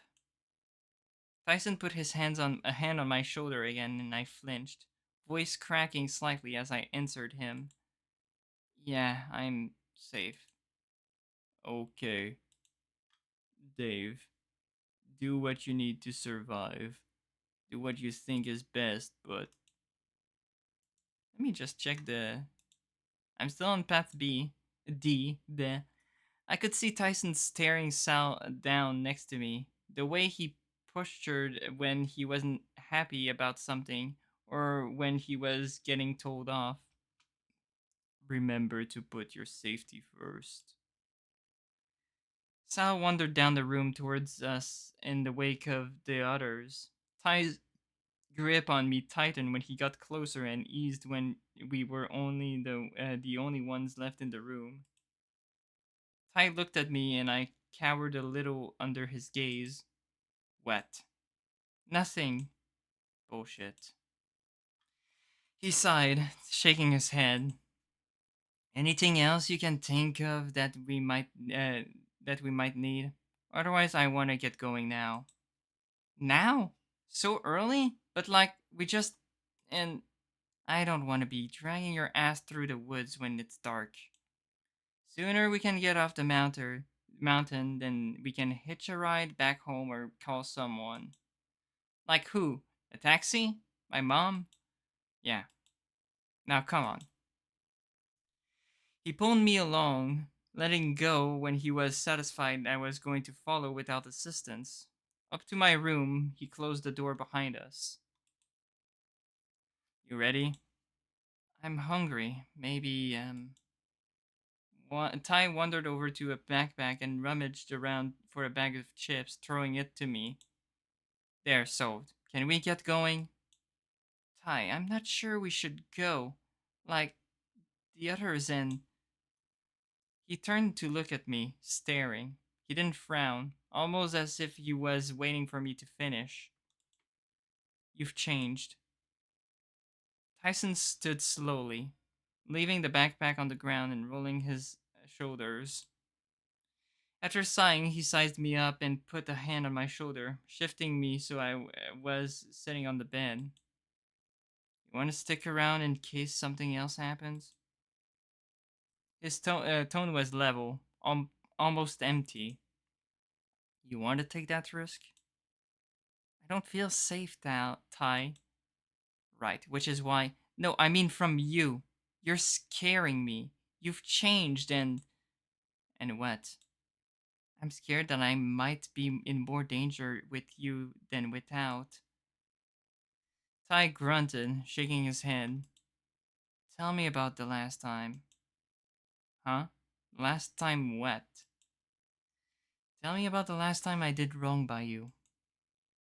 Oh, that'd be, Ty watched me as I tried to think back. When was the last time he'd really done wrong by me? Did him fighting Roswell count? If not, then what about eating most of the leftover pizza without asking if I wanted any? But then he did go buy me a burger, so I got to eat something, and it was a good burger. Just let me think.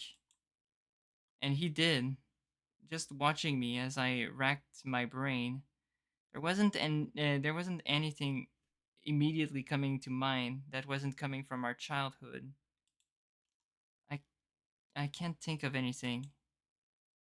I chuckled softly, suddenly feeling guilty. Or maybe it was conflicting between who I should be loyal to. Trust me, I'm doing this for a few reasons. Getting you somewhere safe is all I care about. Ty threw down a backpack next to me and picked up one for himself. So long as we stick together, we'll be alright. You have my back, I'll have yours.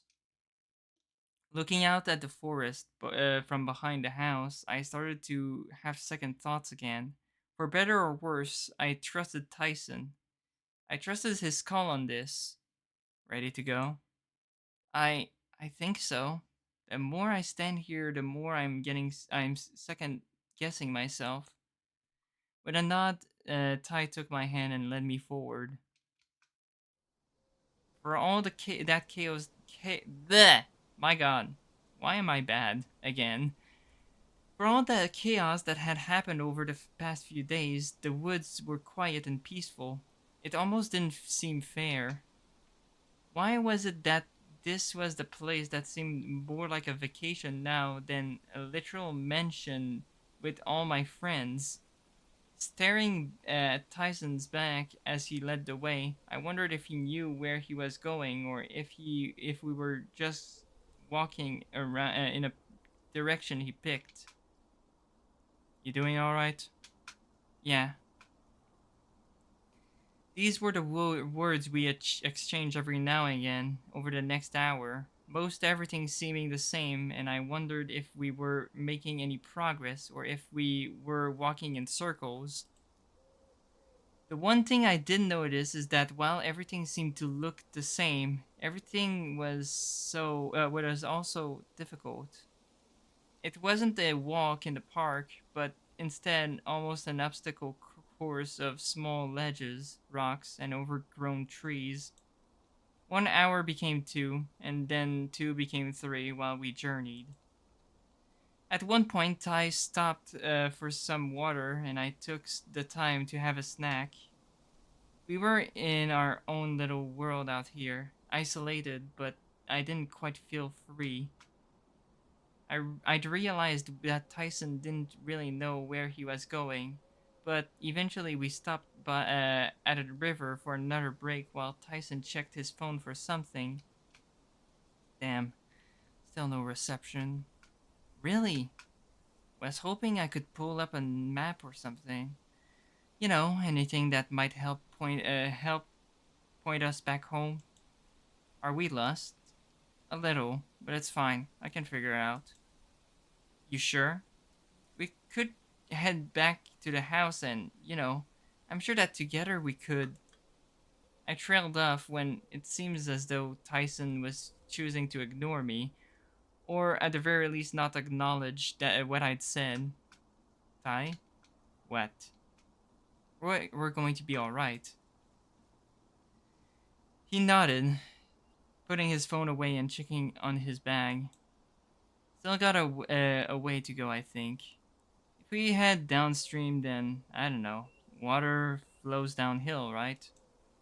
Yeah, if we follow the river, then eventually we'll hit something? A way to get off the mountain, at least? He wandered over and placed a hand on my shoulder, making me jump slightly. Ty, I gotta ask. Ask what? Can you hold me, just for a bit? Huh? Just a hug, something. I don't know. I just want to feel something that isn't so sad.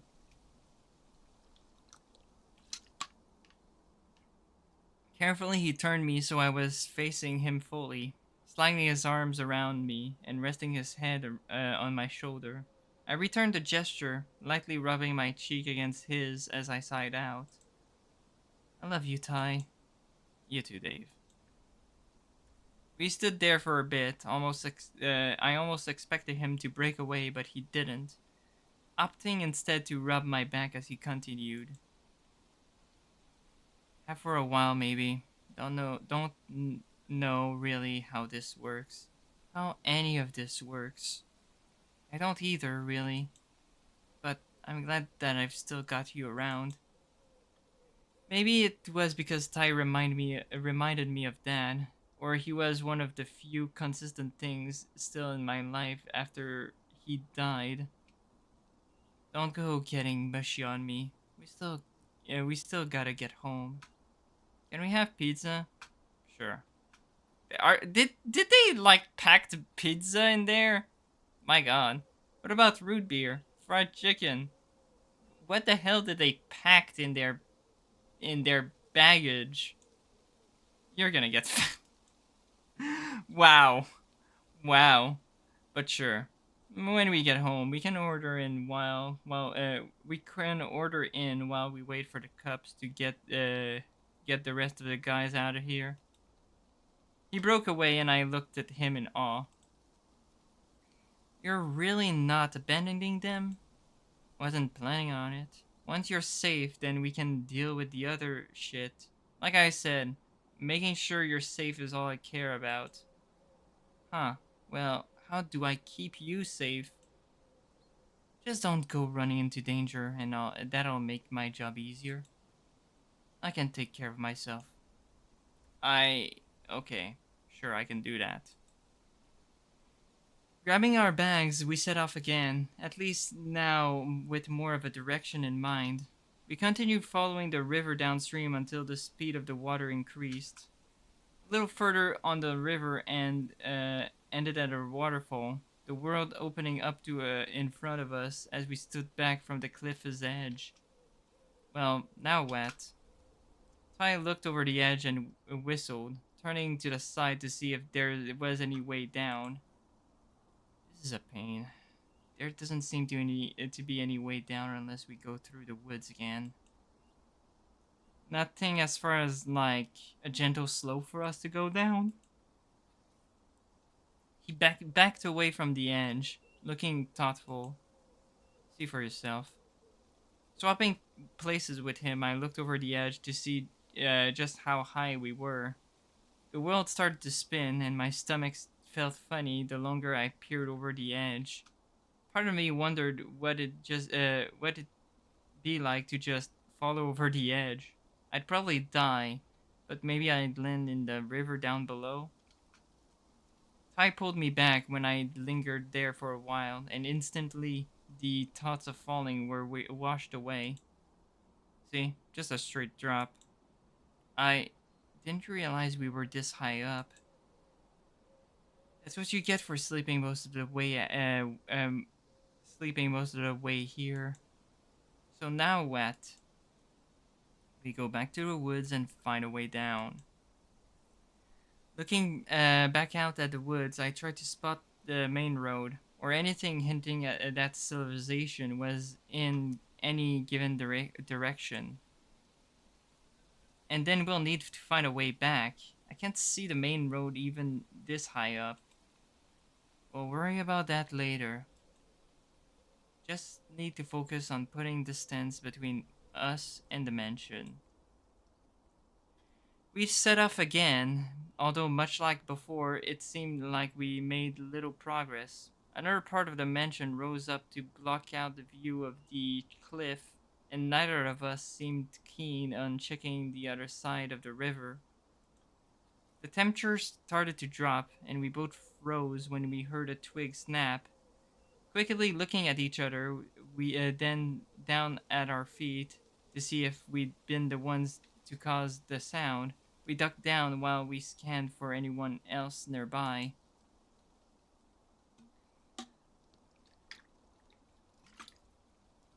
Ah, my god. Ty shook his head when I went to ask if, and we continued to listen. Sure enough, we weren't waiting long. Oh, come on. We both tensed, listening closer. Look, it was the old guy's job to be patient. Why we gotta wait? There was another break before we heard the talking again. Same voice as before, so whoever they were talking to was mustn't have been there. Yeah, the butler, that butler of his, I get it. Whoever it was seemed to grumble, wandering off somewhere. Tyson and I remained still, listening as their footsteps faded off into the distance. Who was it? Was he talking to? I kept my voice low, whispering to Tyson as he shrugged. Dunno. Mentioned Benson though. Don't know any other butlers that guy could have meant. But Benson left, didn't he? Ty shrugged, taking the chance to ease upwards to look around. I got up slowly, looking around much like Ty decided to do, fiddling with my hands. Should we head back? It'll be fine. We don't know who that was, or what what they're up to. But what if the others are in danger? And what if you get in trouble by running into them? I'd have you. We're not going back. Besides, we're hours away by now. Probably. We've been walking all day, so you're probably right. Your nose tell you which way he went. It doesn't work like that, Ty. You know that. Keep your voice down. But fine, alright. If you can't smell who that was anymore, that's fine by me. We should keep looking for a way down the mountain. Ty, wait. Who was that anyway? What did they want? Beats me. Doesn't matter when now they're gone. We set off again, although our pace was slower than when we set off.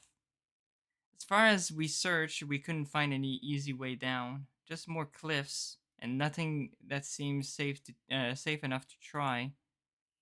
Shit. Huh? I looked at Ty, almost bumping into him with how suddenly he stopped. It's night already.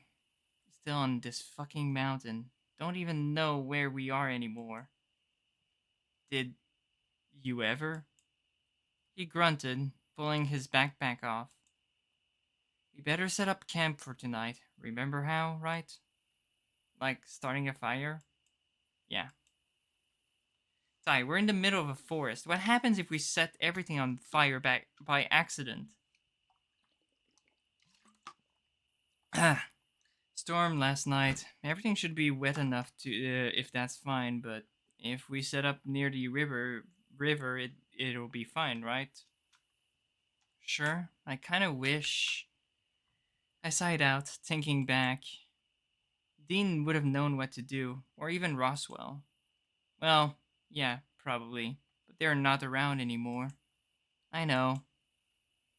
Why don't you go sit down and have something to eat? Just nibble on something so there's stuff for later.